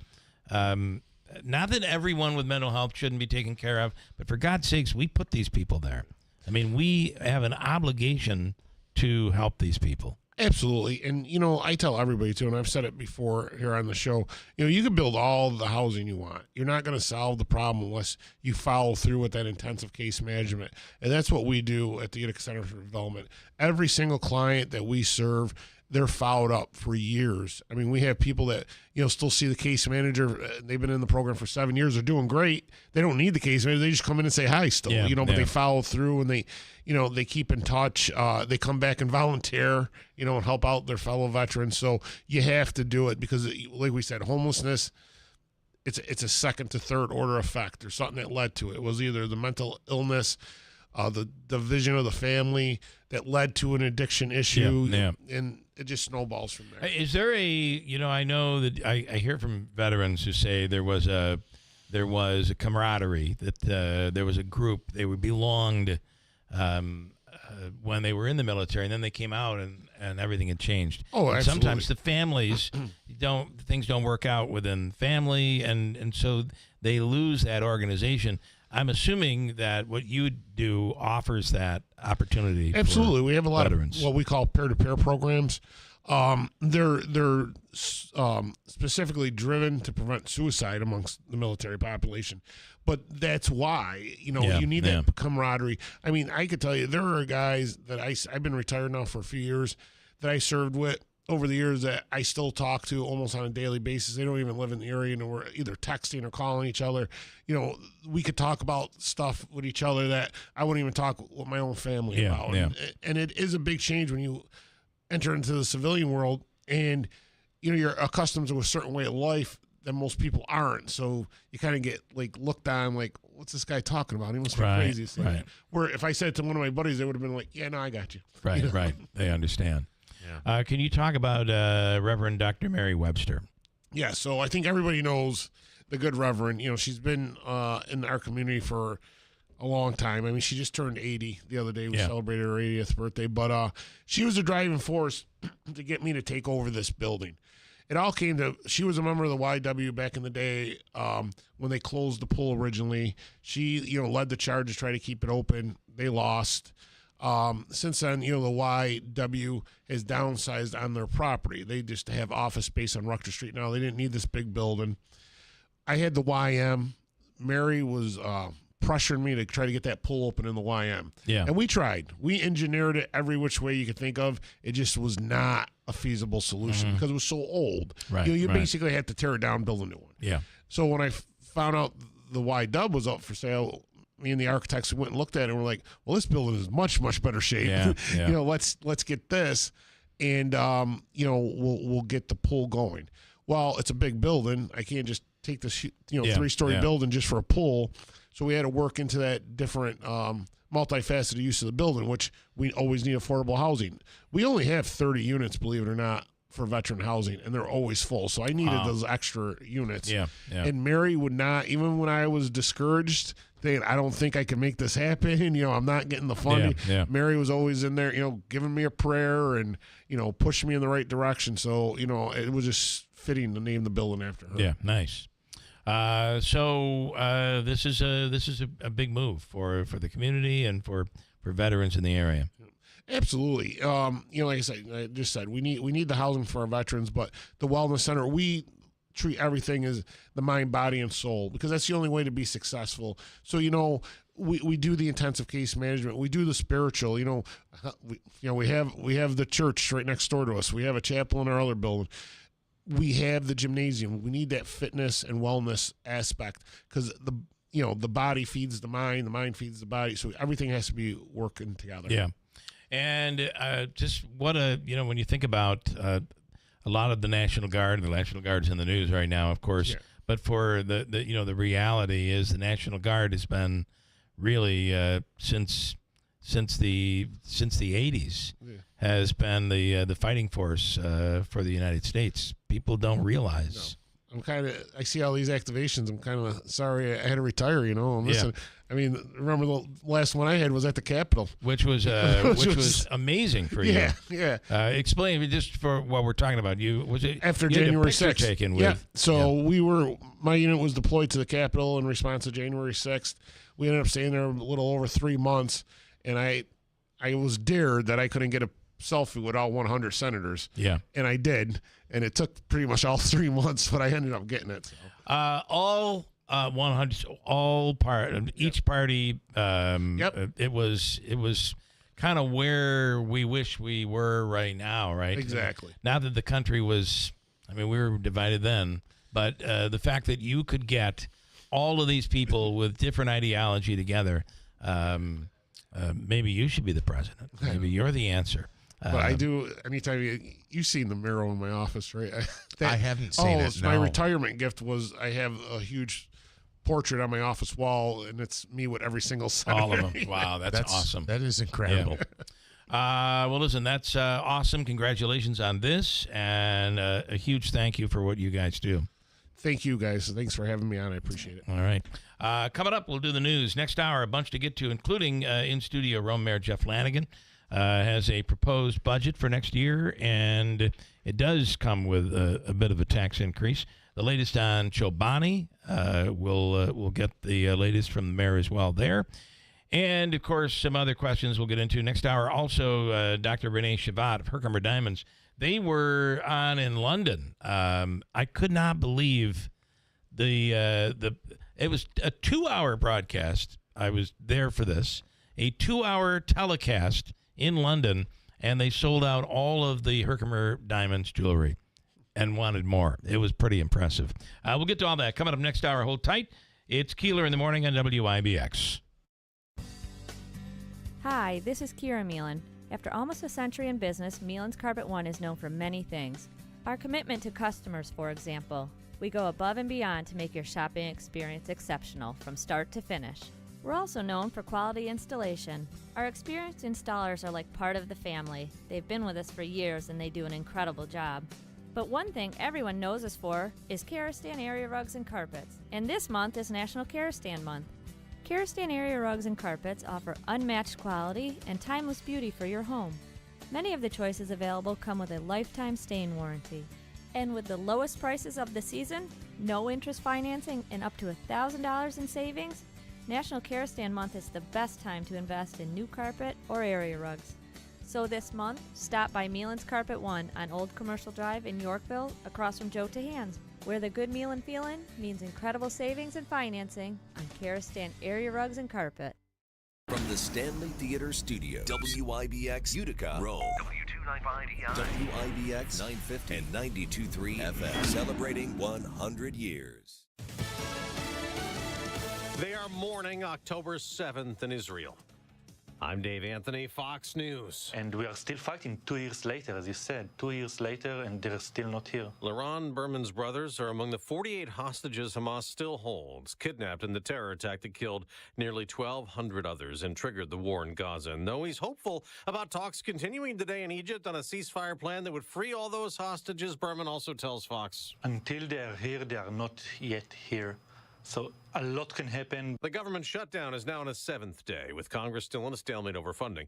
Hundreds of thousands of federal workers off the job, but those deemed essential have to work without pay, like air traffic controllers, and some have been calling out sick. Transportation Secretary Sean Duffy just told Fox, I want our controllers to go to work.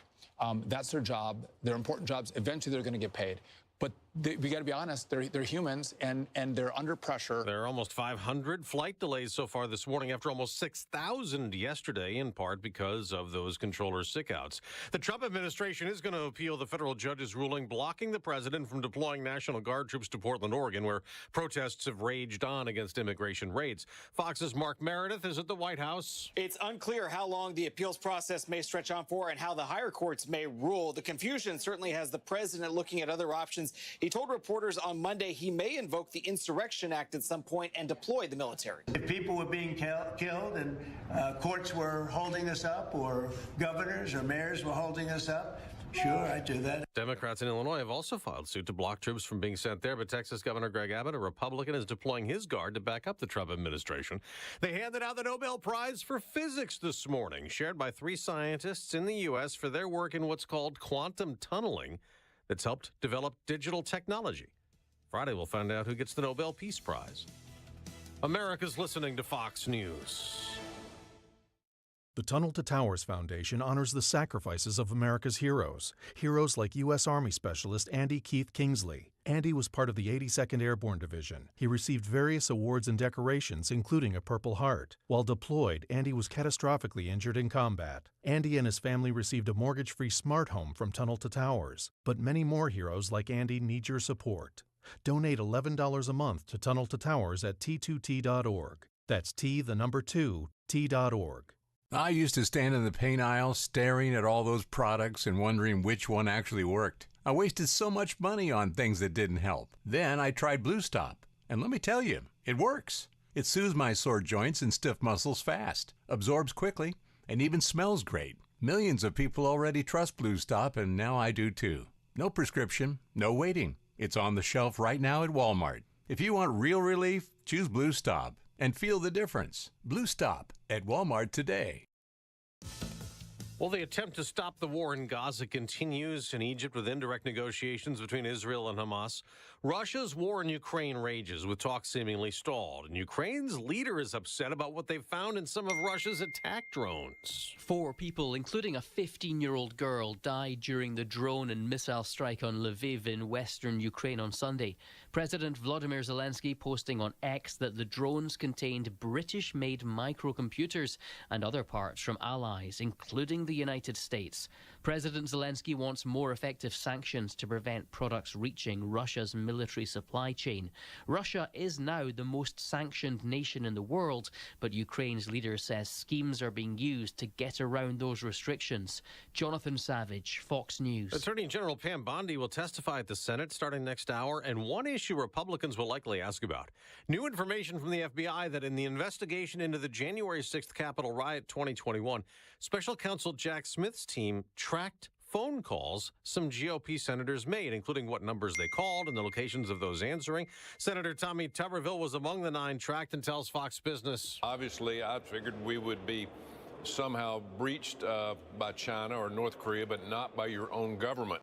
On Wall Street, stock futures are rising slightly the day after the NASDAQ and the S&P 500 closed at record highs. In the baseball playoffs, Ohtani hits it sharply through for a base hit. This is going to bring in another run. And that ended up the game-winning hit for the Dodgers. The defending World Series champs beat the Phillies in Philadelphia 4-3. Los Angeles takes a 2-0 series lead. Milwaukee topped Chicago 7-3, so the Brewers also lead the Cubs 2-0. On Monday Night Football, the Chiefs lost. The Jacksonville Jaguars scored a last-minute touchdown to beat Kansas City 31-28. I'm Dave Anthony. This is Fox News.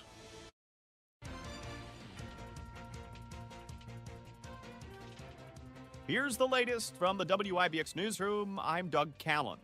The murder trial of 3 former officers at Marcy Correctional Facility is continuing today. Yesterday, jury selection started in the case of Matthew Gallagher, Nicholas Keeler, and David Kingsley, and 13 people were chosen, including an alternate. All 3 men are accused of having a role in the death of inmate Robert Brooks last December. The body cam footage of the incident showed Brooks being brutally beaten. Gallagher, Keeler, and Kingsley rejected plea offers and face life in prison if convicted. Flags across New York State are going to be at half-staff today to mark the 2nd anniversary of the Hamas attack of Israel. Locally, the State Fairgrounds main gate and expo center will be illuminated in yellow in solidarity with Israel, as well as 48 hostages who have not been returned home as of yet. Governor Hochul says the New York State stands with Jewish people, and she's calling for an end to the conflict. Increased patrols will be placed at religious sites throughout the Mohawk Valley, Central New York, and New York State. A Frankfort man has been arrested on charges of felony contempt and aggravated harassment. New Hartford police arrested 39-year-old Ryan Leuenberger after they say he broke an order of protection and allegedly harassed a New Hartford woman. He's being held without bail pending a felony hearing. Police have released the name of that person involved in the fatal dump truck rollover on Route 49 in Rome Friday. According to the Oneida County Sheriff's Office, the driver of the vehicle was 39-year-old Michael Lucas of Turin. The crash is currently under investigation. The Sheriff's Office said speed may have been a factor. Mohawk Valley Crime Stoppers is asking for the public's help in finding this week's Wanted Person of the Week. A Utica man on a bench warrant, according to New Hartford police investigator Patrick Sacco.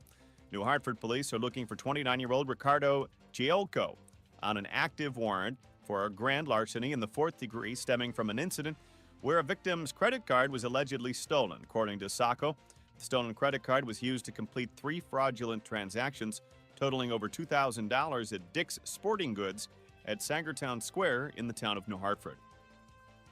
And police in Rome have taken a Camden man into custody who was wanted by several police agencies. 45-year-old Sean E. Smith was located in Camden on Friday on charges of stalking in the 4th degree. It comes following a domestic incident on Wednesday of last week.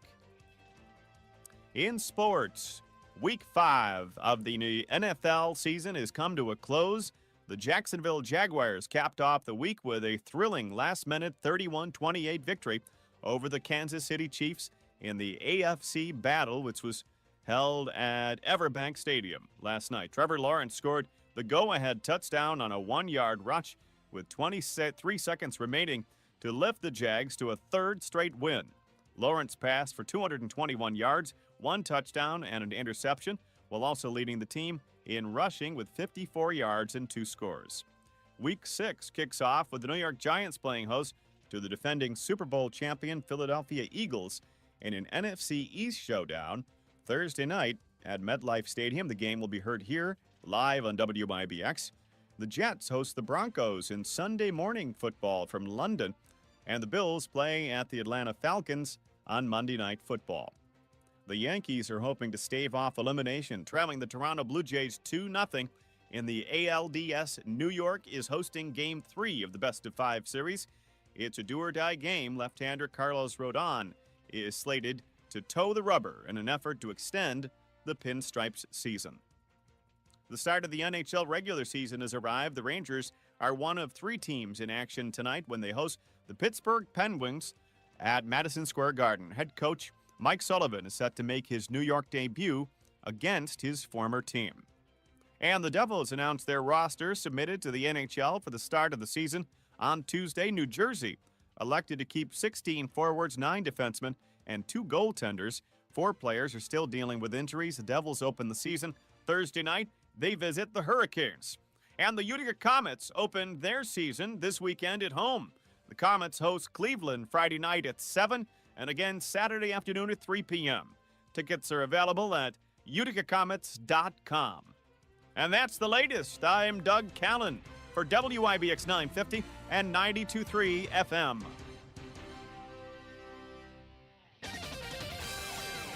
Cold front's on the move, and that front's going to bring some much chillier air in here. Hey, it's that time of year. What do we expect? Few showers, thunder showers around today, especially this afternoon through this evening and tonight. Today's high 75 with a gusty south breeze. Showers, maybe a rumble of thunder tonight, 52, 40s in the North Country. And then tomorrow, here comes the cooler air on a breeze coming in out of the northwest. Clouds give way to sunshine, highs only in the mid-60s. I might get out of the 50s on Thursday. For the Weather Channel, I'm meteorologist Ray Stajic, WIBX 950 AM and 92.3 FM. Mostly cloudy and 60 degrees currently here at WIBX. Coming up, we'll speak with the mayor of Rome, Jeff Lanigan, who, by the way, is also a Mets fan. Manaski will have, apparently there were some firings yesterday. We'll get into that. Coming up. And then so we said the Taste of Country is on the list of, 30. I won't go through all 30, but the best divorce songs of all time. And you used to actually work down the hallway at the Frog. And remember the one song, there was a divorce song. Yeah, I don't know. It was a divorce song. Brad Paisley. Is that on the list?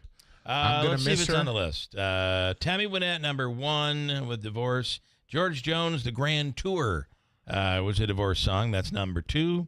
Zach Brown Band, Highway 20 Ride, number 3. Mark Chestnut, Going Through the Big D. And I don't mean Dallas. And I don't mean love Dallas. That song, Going Through the Big D, and I don't mean Dallas. Carly Pierce, 29, is a divorce song. Rated X, Loretta Lynn was also a divorce song. That's number 6. Number 7, George Strait, Give It Away. Number 8, Rodney Atkins, Honesty. Number 9, Reba McEntire with Kenny Chesney, Every Other Weekend. We know what that's about, right? And then Tim McGraw, Do You Want Fries With That, is another divorce song. There are your 10 biggest divorce songs. The one about fishing, I don't see anywhere here on the list.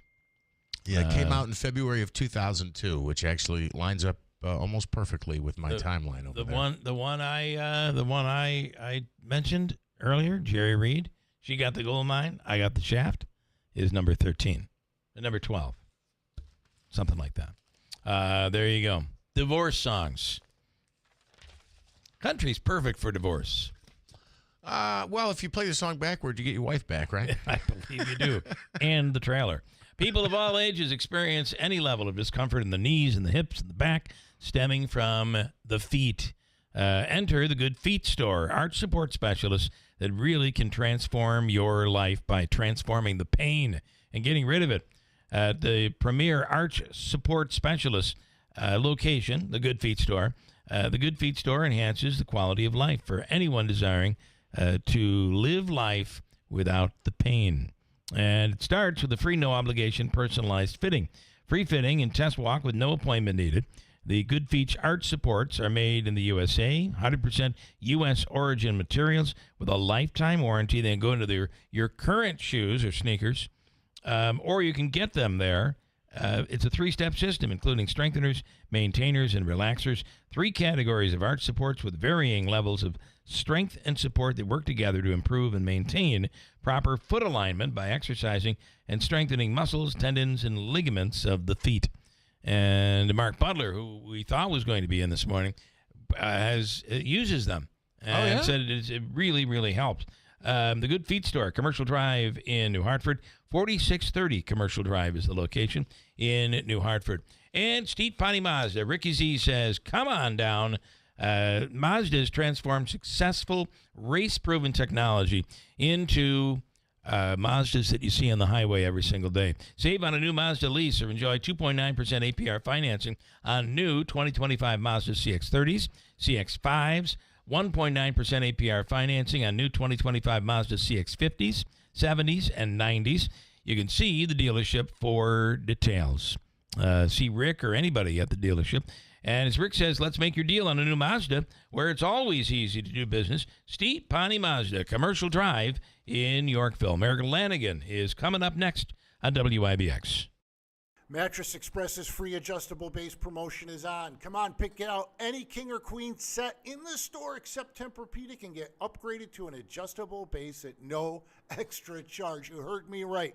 And we have no credit check payment plans. You ever wonder why Verizon charges twice as much as Pure Talk for the same basic service? Think it might have something to do with the fact that Verizon spends $12 billion a year on advertising and promotion? That's billion with a B? Yeah. Pure Talk doesn't spend that kind of money on commercials. That's why they can offer unlimited talk, text, and plenty of data on a blazing fast 5G network for just $25 a month. Save an additional 50% off your first month when you dial pound 250 and say the words micro. That's pound 250, micro. I'm not going to tell you what to do with your money. You're an adult, right? But you should know, gold has increased over 80% in the past 2 years. Yeah, 80%. So if you think stuffing money under your mattress or riding the roller coaster of Wall Street is your retirement plan, well, I wouldn't want to be banking on that strategy. It's time to diversify your savings and retirement assets into physical metals like gold and silver. That's where Advantage Gold comes in. When you call 800-741-GOLD, we'll send you a free gold kit that explains how rolling over your IRA or 401k into gold could not only supercharge your retirement, but maybe even help preserve your sanity. And let's be real, when's the last time you ever heard someone say, "Hey, sell all your gold"? Exactly. Never. The number's simple, 800-741-4653. And if you can spell, even better, that's 800-741-GOLD. Always consult with your financial advisor before investing. Call 800-741-GOLD. Guys, have you seen the comments lately? Yeah, we heard the chatter. The magic's run out. But I just think those people might need a reminder that Utica is richly steeped in hockey history and home to some of the most passionate fans in the world, and that the players are as gritty as the city they represent. Season starts October 10th. Get your season opener tickets at uticacommons.com. This is Utica. Hi everyone, it's Lisa from Fit Body Boot Camp in Whitesboro and Clinton. October is Breast Cancer Awareness Month, and we're turning sweat into support with our Burpees for Boobies Challenge. Here's how it works. All month long, you pay $1 to nominate someone to do a burpee, and every dollar goes directly to breast cancer research. It's a fun way to get involved, call out your friends, and raise money for an incredible cause. And if you're new to Fit Body, don't forget, we're also offering 3 free sessions to help you get started. So stop in, join the fun, and let's make every burpee count together. Hey, Central New York, this is Will Kane of The Will Kane Show, and you can now hear my show every weekday at WIBX. I do things a little differently when I'm behind the microphone because I turn it over to the listeners to learn and really dig into the issues that impact everyday Americans. The Will Kane Show lets you keep ahead of the headlines and understand what's really going on in the world with in-depth discussions from leading experts and the brightest minds. From politics to sports, nothing is off topic. Listen to The Will Kane Show weekdays at 6, only on WIBX 950 AM and 92.3 FM. Celebrating 100 years. This is Keeler. WIBX 950 and 92.3 FM. Now back to the Keeler Show.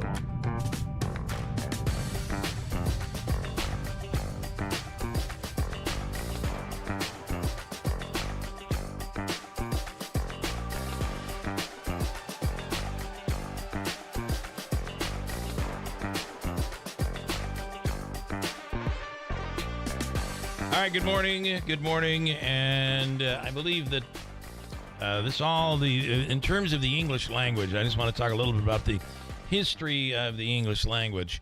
For instance, a phrase like "good morning," you realize morning is the key word in "good morning," and as Mets fans, we continue to mourn.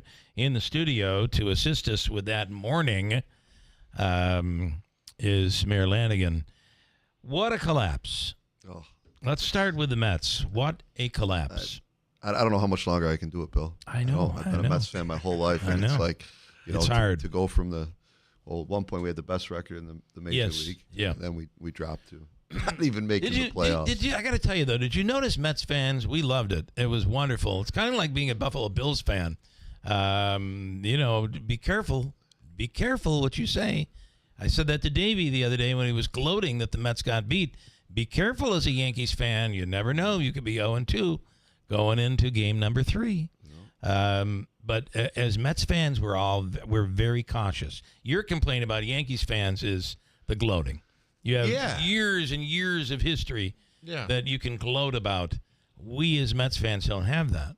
So even when the Mets had the best record in baseball, we were handling it very carefully because you knew it could all collapse.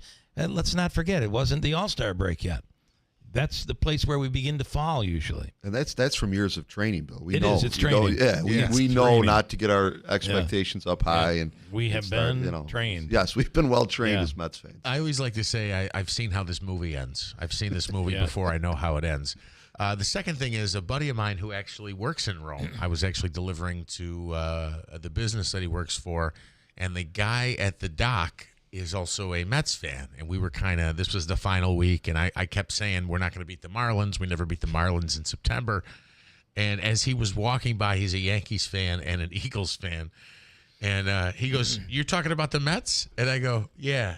And he goes, "Man, after all these years, you still believe it's going to happen." Still believe, yeah. Well, and I don't know about anybody else, but the minute the season ended, I'm back to believing it'll be next year. But will we have Pete Alonso? I don't know. I don't think so. I don't think so either. Yeah. I think they're gonna. I think you gotta have some. Although there's money there, but you gotta free up some salary. I think to get that pitching staff. Yeah, I mean, the pitching is more. That is a disaster. Also, I have to say this on Alonso, and I love Alonso. I prefer he was a Met. I always supported him. I loved him. But it just rubbed me the wrong way. I think it was the top of the 7th with 2 outs, and he came out and said, I'm opting out. I mean, the game wasn't even over yet. It wasn't even over yet. The story was out there. Yep.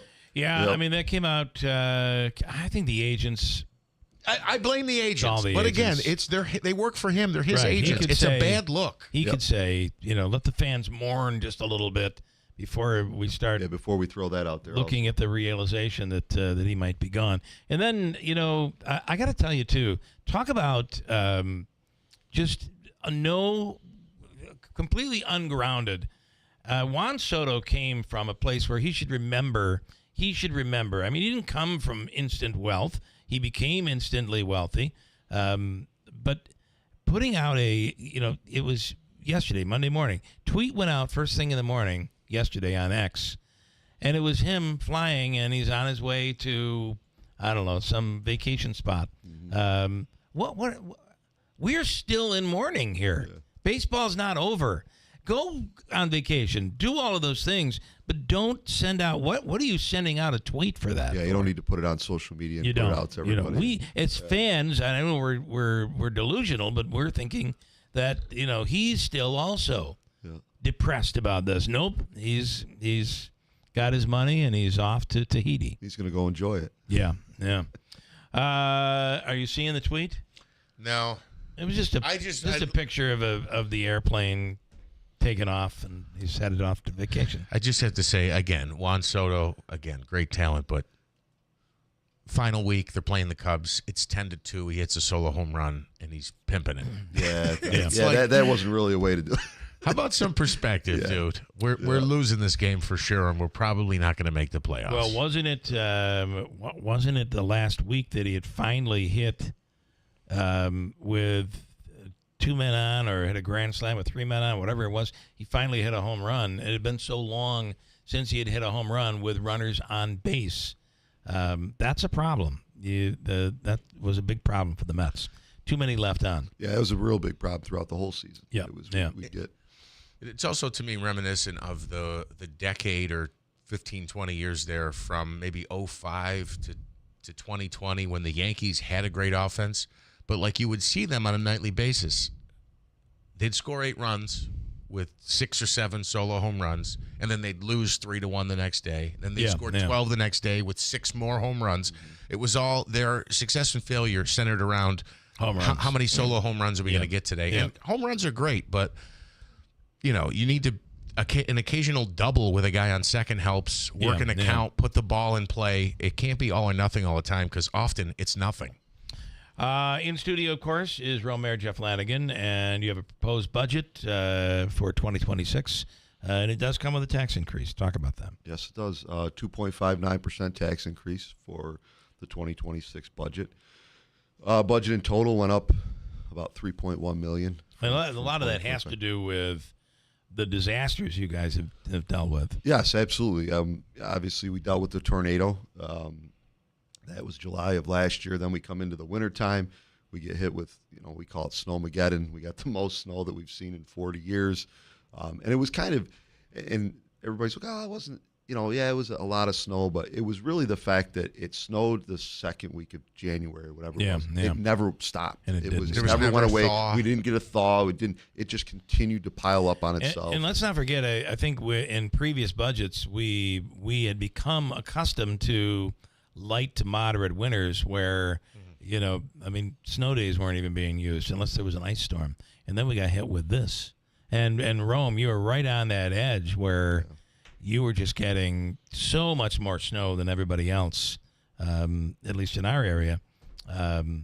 We all got hit, but Rome got hit pretty hard. Yeah, we got crushed, and it was like it would come and it would just snow for 36 to 48 hours and just nonstop. And when you're talking about the plow guys, it's they can only drive for X amount of hours, and then we have to give them the time off. And when we do get those large snowfalls, it's all hands on deck. So it's not like we're having shifts where we can alternate it, because we need all those guys with those plows. I mean, Rome is massive as far as the road that we have. And so it was just continuous.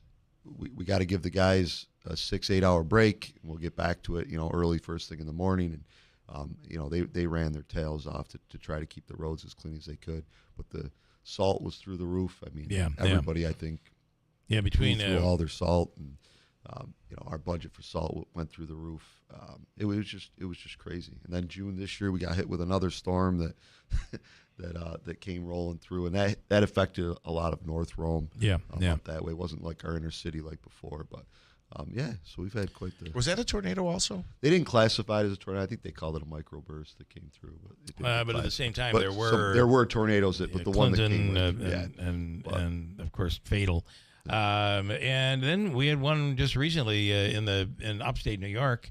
Another couple of tornadoes have hit, making this like the worst year that in terms of official tornadoes in New York State on record. I don't ever remember anything like this. Yeah, it's a scary thing to think that this is becoming the norm. You up here, obviously we always worried about the snowstorms and things like that. But to now have to worry about these tornadoes rolling through and kind of planning for it, that you got to say, hey, we got to make sure that we're prepared for these, because they come out of nowhere. So. And how much has this last 2 months of heat affected you? I don't know about anybody else, but I'm loving every bit of it. I think it's about to go away, but I think it's going to end tomorrow. I think, but it's been incredible. I mean, we had such a lousy spring. That this has kind of been an extension of our summer. It's been the water levels at Delta. Just shows. Yeah, they're 17 feet below the dam right now. At That's Delta. just incredible. That was the last report I got, which is insane. Okay, so next step for the budget for you in the budget process. What comes next? So right now it's handed over to the council. So the council has it. They're doing their sessions. They're meeting with my department heads, going through the entire budget. The end of this month, they'll propose whether they pass it, if they make amendments to it, cuts, things like that. And then at that point, it'll be whether it goes through or it doesn't. Do you expect they could certainly whittle away and make some changes to the point that they could bring that number down? Do you expect that to happen? Or I've really, last year and this year, extremely fiscally responsible. Everything in the budget they're all needs. There's no wants in there. We're trying to bridge over a gap that was very large salary increases, and which salary increases come with your retirement goes up, your FICA goes up, all those things. So we're trying to bridge that gap right now, and I think myself and my treasurer, Brian Adams, have done a great job to do that, and I think we're on an upward trend now after this budget. So I don't think there's much in there that they're able to trim. If they find some things, obviously that's great, but I believe me when I tell you that we trimmed. I mean, I think I trimmed just over $1 million out of the budget when it was first brought to me, and whittled that right down to what it is at $56 million. But it's I don't know. They can look through it and they find some things, but it's a tight one. So lean. Yeah, very, very, very lean. I mean, even things that we had in 25 that we had done some increases for some things we wanted to do with being the first year in there, I cut those back. I said, you know what? We did it last year because health insurance is through the roof. I mean, everything is just – so we even cut back some of those things where we said, hey, you had that money last year, and I had to make those calls to the department heads. You had the funding for 25. It's not there for 26. You got to cut it back. What are some examples of things like that? You said there were some initiatives that you wanted to invest in, some things you wanted to invest in I'll first just term. say one thing is the police department. So one of the big things that coming from the police department, and Kevin James, my chief of police, was another big guy in training. We want to get our officers the best training that's out there. So when I came in 25 and did my first budget, I said, you know what, talking with the police chief, I said, we want to do some more training. You know, let's get some more money. And at the time, I think there was $15,000 in the training budget. So we bumped that up. We said, well, you know what, let's put $50,000 in there, get some guys out there, do some trainings, you know, go different places. The thing with Rome, it was always like, if you want to go to a training, is it free? Well, no, it costs $1,000. Oh, you can't go. If it's free, you can go. And I was a big training guy. And so we wanted that opportunity for guys to do that. So we bumped that up. Well, they did it. This year they've been doing trainings. Guys just came back from a training just recently. We had to draw that back this year. Okay. I called the chief and I said, listen, we got to bring that back. You know, we just got it's too tight of a budget, which he was receptive with. And well, it's been a crazy year, and who knows what in terms of, I mean, a lot of the expenses come from weather. Who knows what we're going to have, what kind of winter we'll have this year. Absolutely. And then if we're going to be looking again at another year of these epic storms that we've been dealing with. Also, so just one follow-up on that. Yeah. So when I just have to get a clarification. I know executives are creative with this stuff. So it was like 15. You said you pushed it up to 50, and now it's been removed, or it's held at 50. You brought it down to 15. I think I brought it back down to 30, maybe. I think is what the final number was. We bumped it up in 25, and then drew it back. That was just part of the cuts that we made, where we took 20,000 back from out of that item line. So I think I brought it back down to 30. So we're still up from what we were. So we're still able to accomplish that goal that we wanted to be, but it's not as high as it was in 25. Something else that will affect Rome, and you know, we're in the first week of going into our second week now of the government shutdown, and how that does affect local communities. Rome Labs, government shutdown, all civilians other than security forces furloughed due to the shutdown. Military are still working but not getting paid. Both military and civilians will receive back pay once the shutdown ends and funding is restored. DFAS is funded differently. Their employees are not affected by the shutdown at this time. But those people who are not getting salaries right now, all of a sudden they're pulling back on whatever money they would be spending within the community. And it does have an effect. Certainly will have an effect if it continues. Hopefully it's a short-lived shutdown. People have asked me, they said, well, what about the federal government shutdown? Does that affect you guys as a local city? And it doesn't really affect us on our day-to-day operation, but it affects us exactly that way. Our largest providers or employers, you have AFRL, you have DFAS. It's right there in the city of Rome.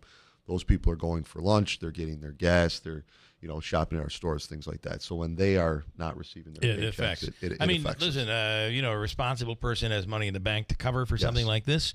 But if you're on a furlough and you're not getting a paycheck, it's those things that you normally would be able to, the number of times you go out to dinner or what have you, that aren't going to happen right now until this thing is over. And then you have this unbelievable opportunity with Chobani. What do we know? Anything new on that front? Yes. So actually today, today's the 7th, right? We are the 7th. Yep. Tonight they go in front of our planning board. They're going to be doing an update on their project. We always knew going into this that they wanted to expand. They were going to build their original plant, and then the idea was to expand. And county executive did a great job with acquiring the golf course next door, so that we could use that as a bargaining chip to get them to come here. So during the process of them building and designing their plant, they were staying right on the Triangle site. Yeah. When they went through that process, Hamdi looked at it and said, you know what, I'm not happy with it. I want to shift the design of it and go into the golf course. which was not an all-out expansion already, but they're designing it now to where it's going to be a lot easier for them to do that expansion. And you can see that the way it's being designed and presented right now, that they're already looking. It's not 5 years down the road or 10 years. It's going to be a quick expansion for them going forward. So housing an issue. Housing's an issue across Oneida County. Yeah, I think probably across New York State. Yeah, probably across New York State, but specifically here in Oneida County, I think we're 6,700 units short when they did the housing study. So yes, we're definitely we need the housing, and we're working that diligently every single day to get developers in there. And the good thing about when you bring in somebody like Chobani, our phones don't stop ringing with people that want to get involved in Rome now, and they see the progress that's been made and what's to come in the future. So we've been just working tirelessly looking for land for people to develop, looking for areas, looking for city-owned property that could be developed, because we need the single-family homes, we need the townhouses, we need the apartments, because that's what people are going to be looking for.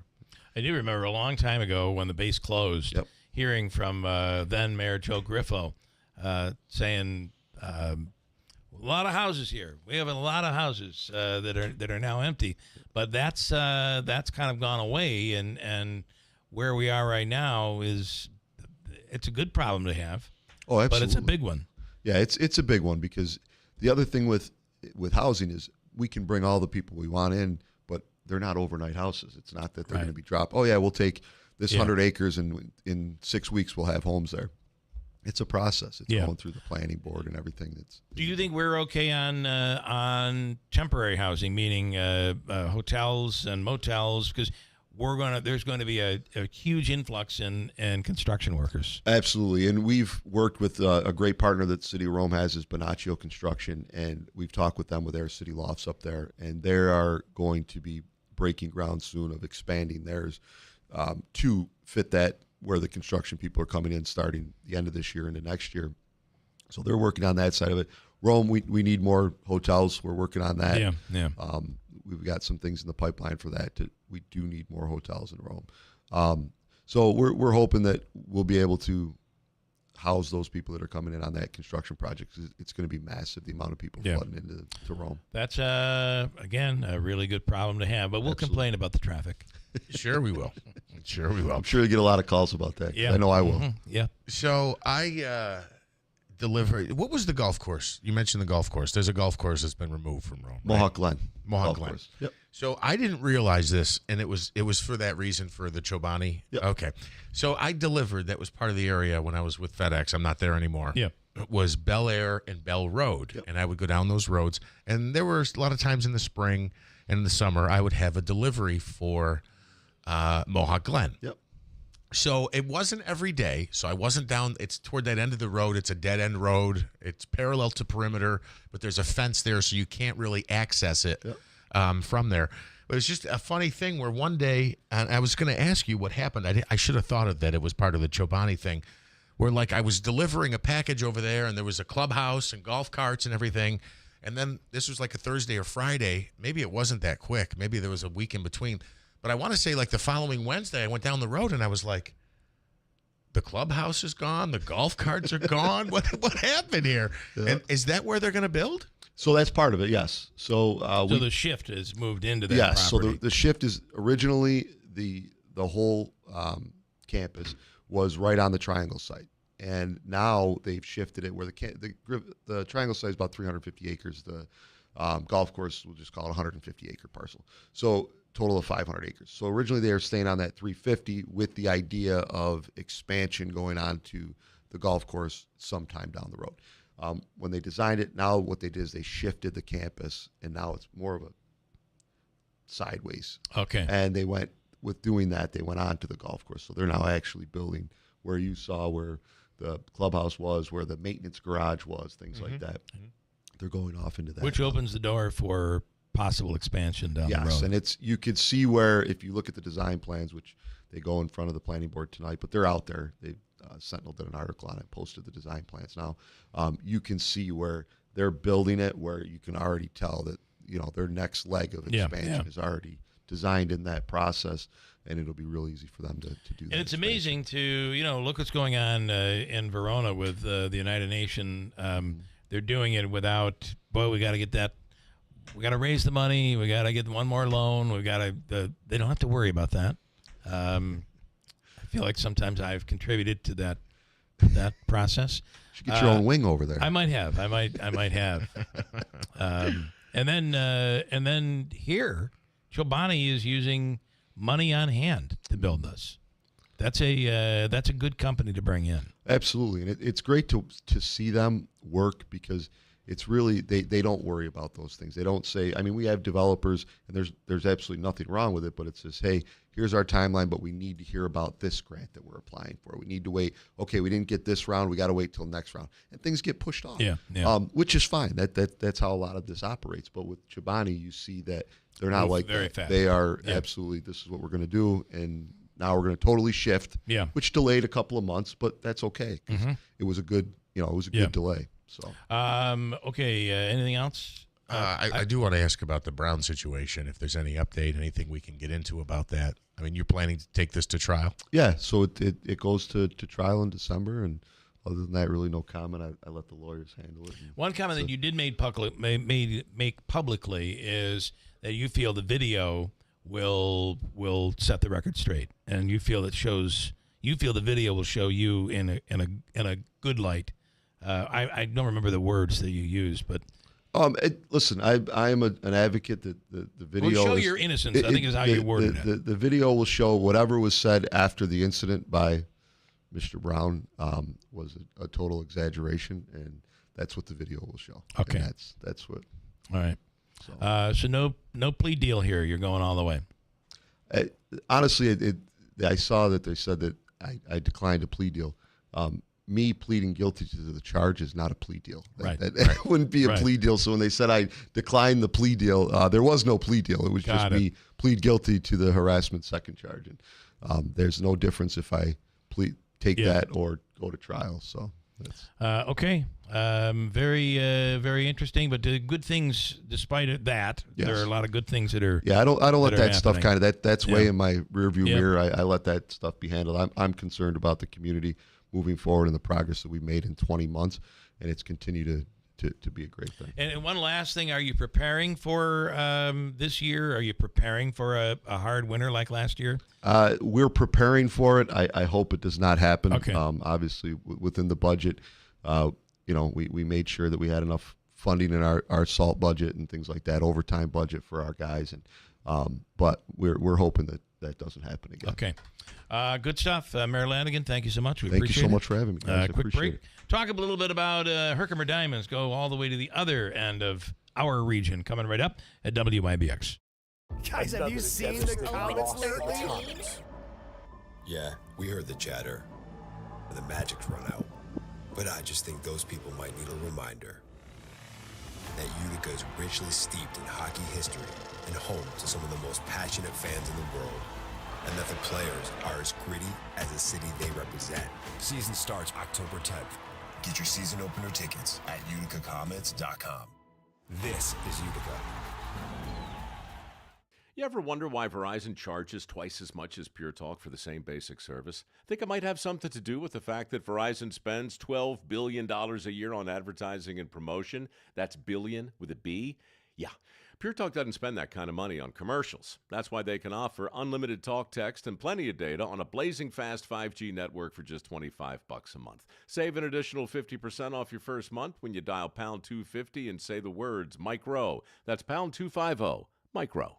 Former City of Utica Controller Mike Sermonaro is running for Utica City Controller in the November 4th election. Mike has unmatched leadership credentials serving residents of Utica. Please join us at a kickoff fundraising event to elect Mike Sermonaro as Utica City Controller at Stonebridge Golf and Country Club, Thursday, October 9th from 5:30 to 7:30 p.m. For ticket information, call 315-794-2265. Mike would be honored to once again serve the city as their Chief Financial Officer. Paid for by friends of Mike Sermonaro for Utica City Controller.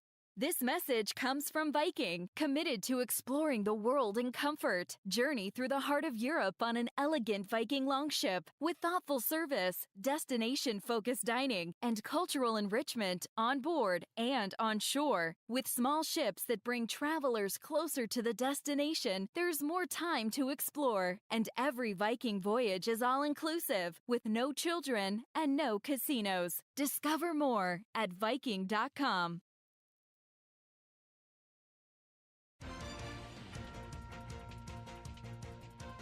Here's the latest from the WIBX newsroom. I'm Doug Callan.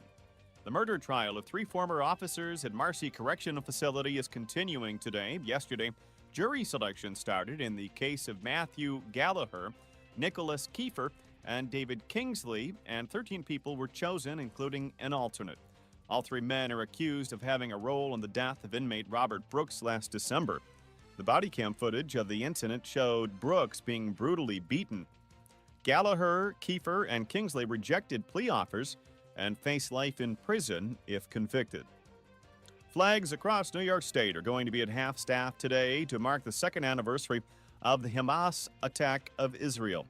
Locally, the State Fairgrounds main gate and expo center will be illuminated in yellow in solidarity with Israel, as well as 48 hostages who have not been returned home as of yet. Governor Hochul says the New York State stands with Jewish people, and she's calling for an end to the conflict. Increased patrols will be placed at religious sites throughout the Mohawk Valley, Central New York, and New York State.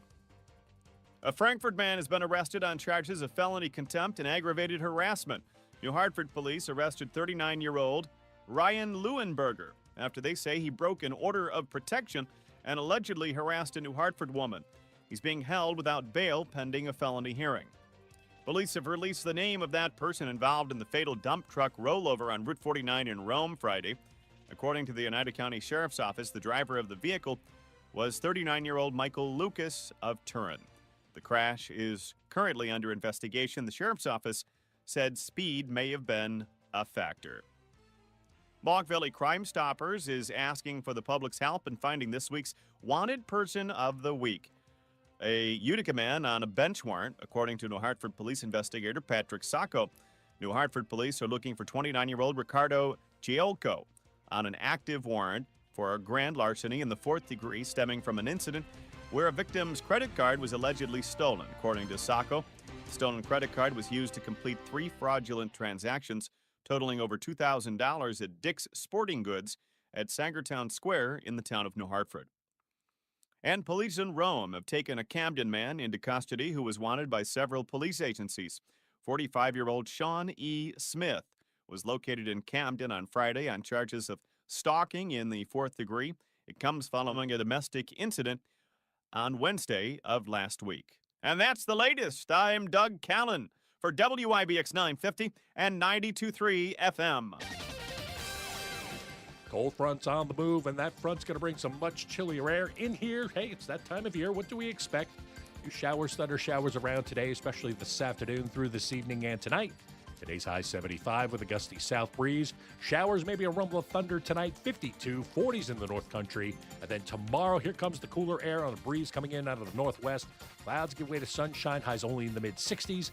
And I get out of the 50s on Thursday. For the Weather Channel, I'm meteorologist Ray Stage at WIBX 950 AM and 92.3 FM. Currently, it is 62, and they're saying, you know who they are, the weather people.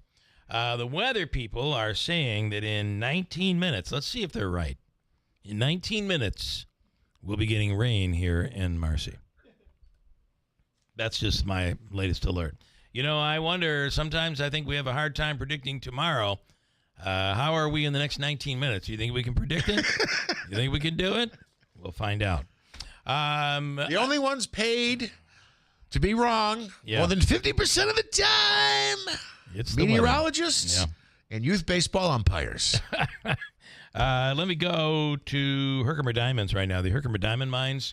Of course, Dr. Renee Shavat was on live in London. It's amazing the demand for the jewelry that comes out of those diamond mines, the Herkimer Diamond Mines. in Middleville, and it's just incredible.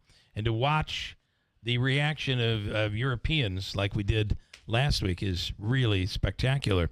And then we're celebrating the canal here locally. Did she say that these diamonds prevent tooth decay? Is that why they're so popular That might over be there? it. Over there. That might be it. I know she won't comment on that one. I'm sorry. Dr. Renee Shavat, good morning. Good morning. You know, it was interesting this morning. You're talking about quantum computing. Mm-hmm. And the London producers, Bill, after our 2-hour event, texted me and said, you know, this guy that's doing your feed for us is really good. He's got good speed. He's got good accuracy. He's like a quantum computer. And I'm laughing hysterically because, because you mentioned that this morning. So, my response to them was, for such a small guy, he produces really good, huge results. And they laughed. But well, I appreciate that. effort. And I may change the company name to Quantum Strategies. Or Quantum Computing Mini. Mini me. Yeah. Or small guy with huge results. Either one would be really fun. Good morning. Good morning, and I appreciate all that. And it is incredible, though, to see the reaction that you get from a place like London, where this was what was supposed to be a 1-hour broadcast, went almost 2 hours, and everything sold out. They're totally enamored with Herkimer Diamonds. Well, it's great to have such a distinction to put on the Mohawk Valley map. And, it doesn't stop with Herkimer Diamonds. For this week now, we move from Herkimer Diamonds to the 200-year anniversary of the Erie Canal here in the Mohawk Valley. And that's just as exciting. But there's so many different facets of the Mohawk Valley that put us on these international maps. So it's great to be with you this morning to talk a little bit about that festivity as well. I know the boat right now is in Rome. It's going to Utica tomorrow, and then it'll be in Herkimer off the Herkimer exit on Friday. On Friday, yeah. It's a replica, right? It's the Seneca Chief. It was a community boat building project constructed by the Buffalo Maritime Center. And it's a full-size replica, Bill, of the boat which first traversed the Erie Canal upon the opening in 1825. It's going to be a really cool. It'll have a lot of impact, I think, from the viewers in Central New York. We're going to have a lot of activities throughout the day. We're going to be at Gems Along the Mohawk, and that Gems has for 25 years now incorporated the many of the area's legacies. So we're going to be including not only the tour of the special boat, but we'll have, paddle shaping and wood carving stations. And we've got Glinda the Witch from The Wizard of Oz with us. And, we have food tents. And, of course, our Little Diamond Cruises will be going out for tours. We've got historians here. We've got authors. We've got free Herkimer Diamond jewelry classes. But two of the lead activities will be with our music. And the amphitheater will have Soul Injection, a very great, well-known band in our area, followed by fireworks over the canal at the Herkimer Marina, running about 7:30. So it's going to be full of activity from about 1 o'clock, Bill, through 9 o'clock at night. And we hope that the community at large can join us. But can I talk a little bit about the special facet of this for us in Herkimer? Mm-hmm. Because this boat is going all over New York State, right? And it's stopping at 26 ports. But in Herkimer, we've got something a little unusual going. We involved the youth in our community. What we said to them was, the canal is mostly used for fun and recreation now. We're pleasure boating, tours, biking, and walking along the historic towpath.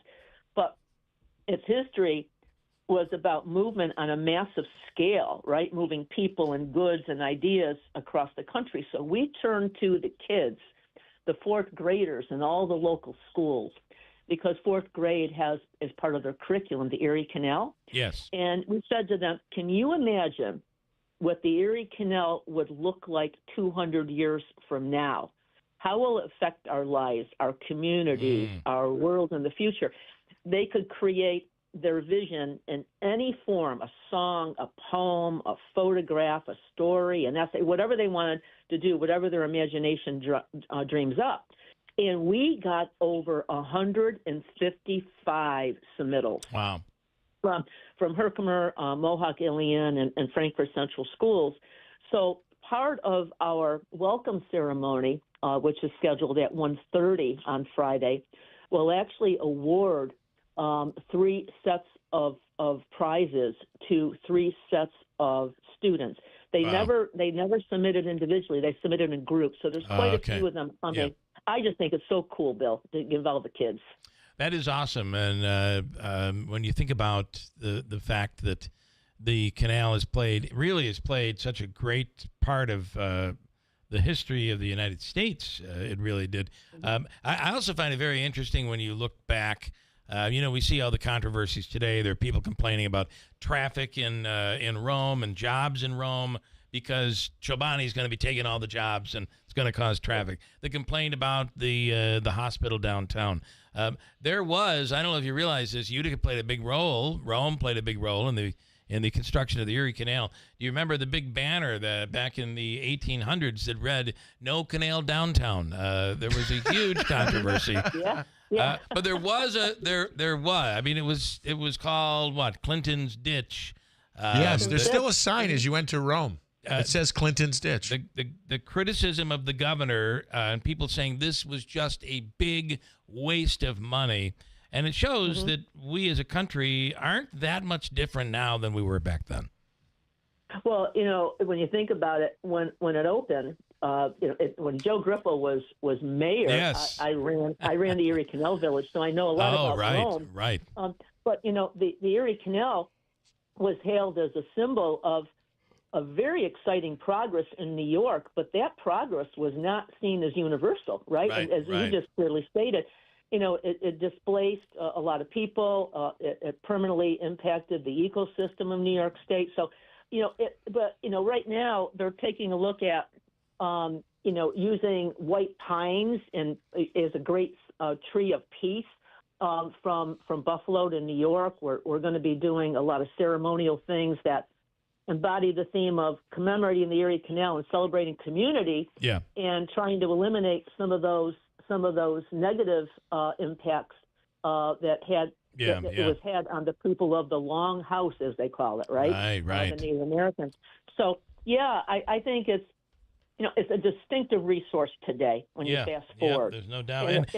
And it really connects regions in upstate New York with the entire region downstate New York. So it's had a profound effect on economic development and employment. Yeah. And I really think that footprint in 2025, that water imprint, that footprint, really enables another century of innovation, a lot more infrastructure development, and really a sense of community. So I'm really excited about this for Friday. I'm excited to see what these students come up with, what they feel the future of the canal will be. All right, great stuff. Congratulations on all of it.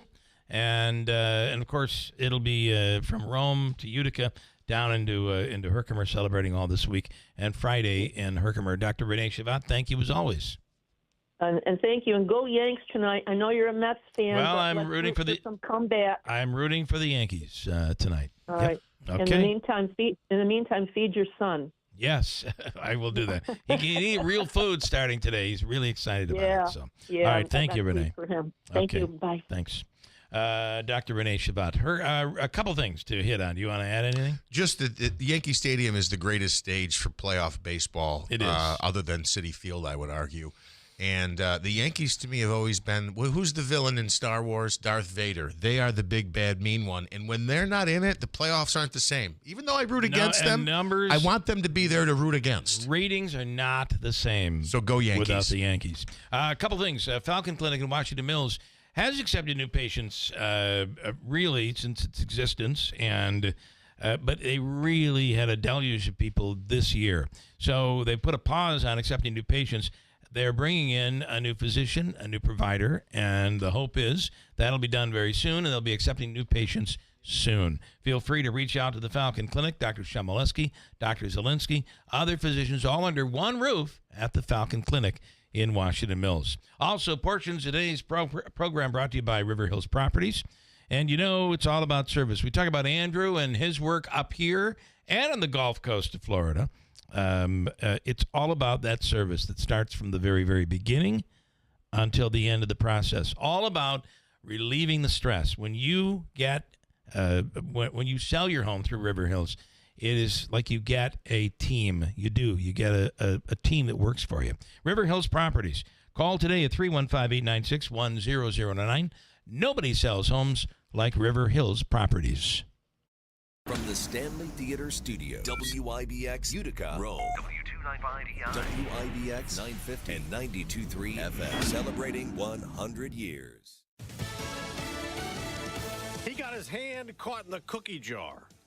I'm Dave Anthony, Fox News. President Trump just wrote that on Truth Social about the special counsel who got him indicted twice, Jack Smith, calling him deranged and a sleazebag.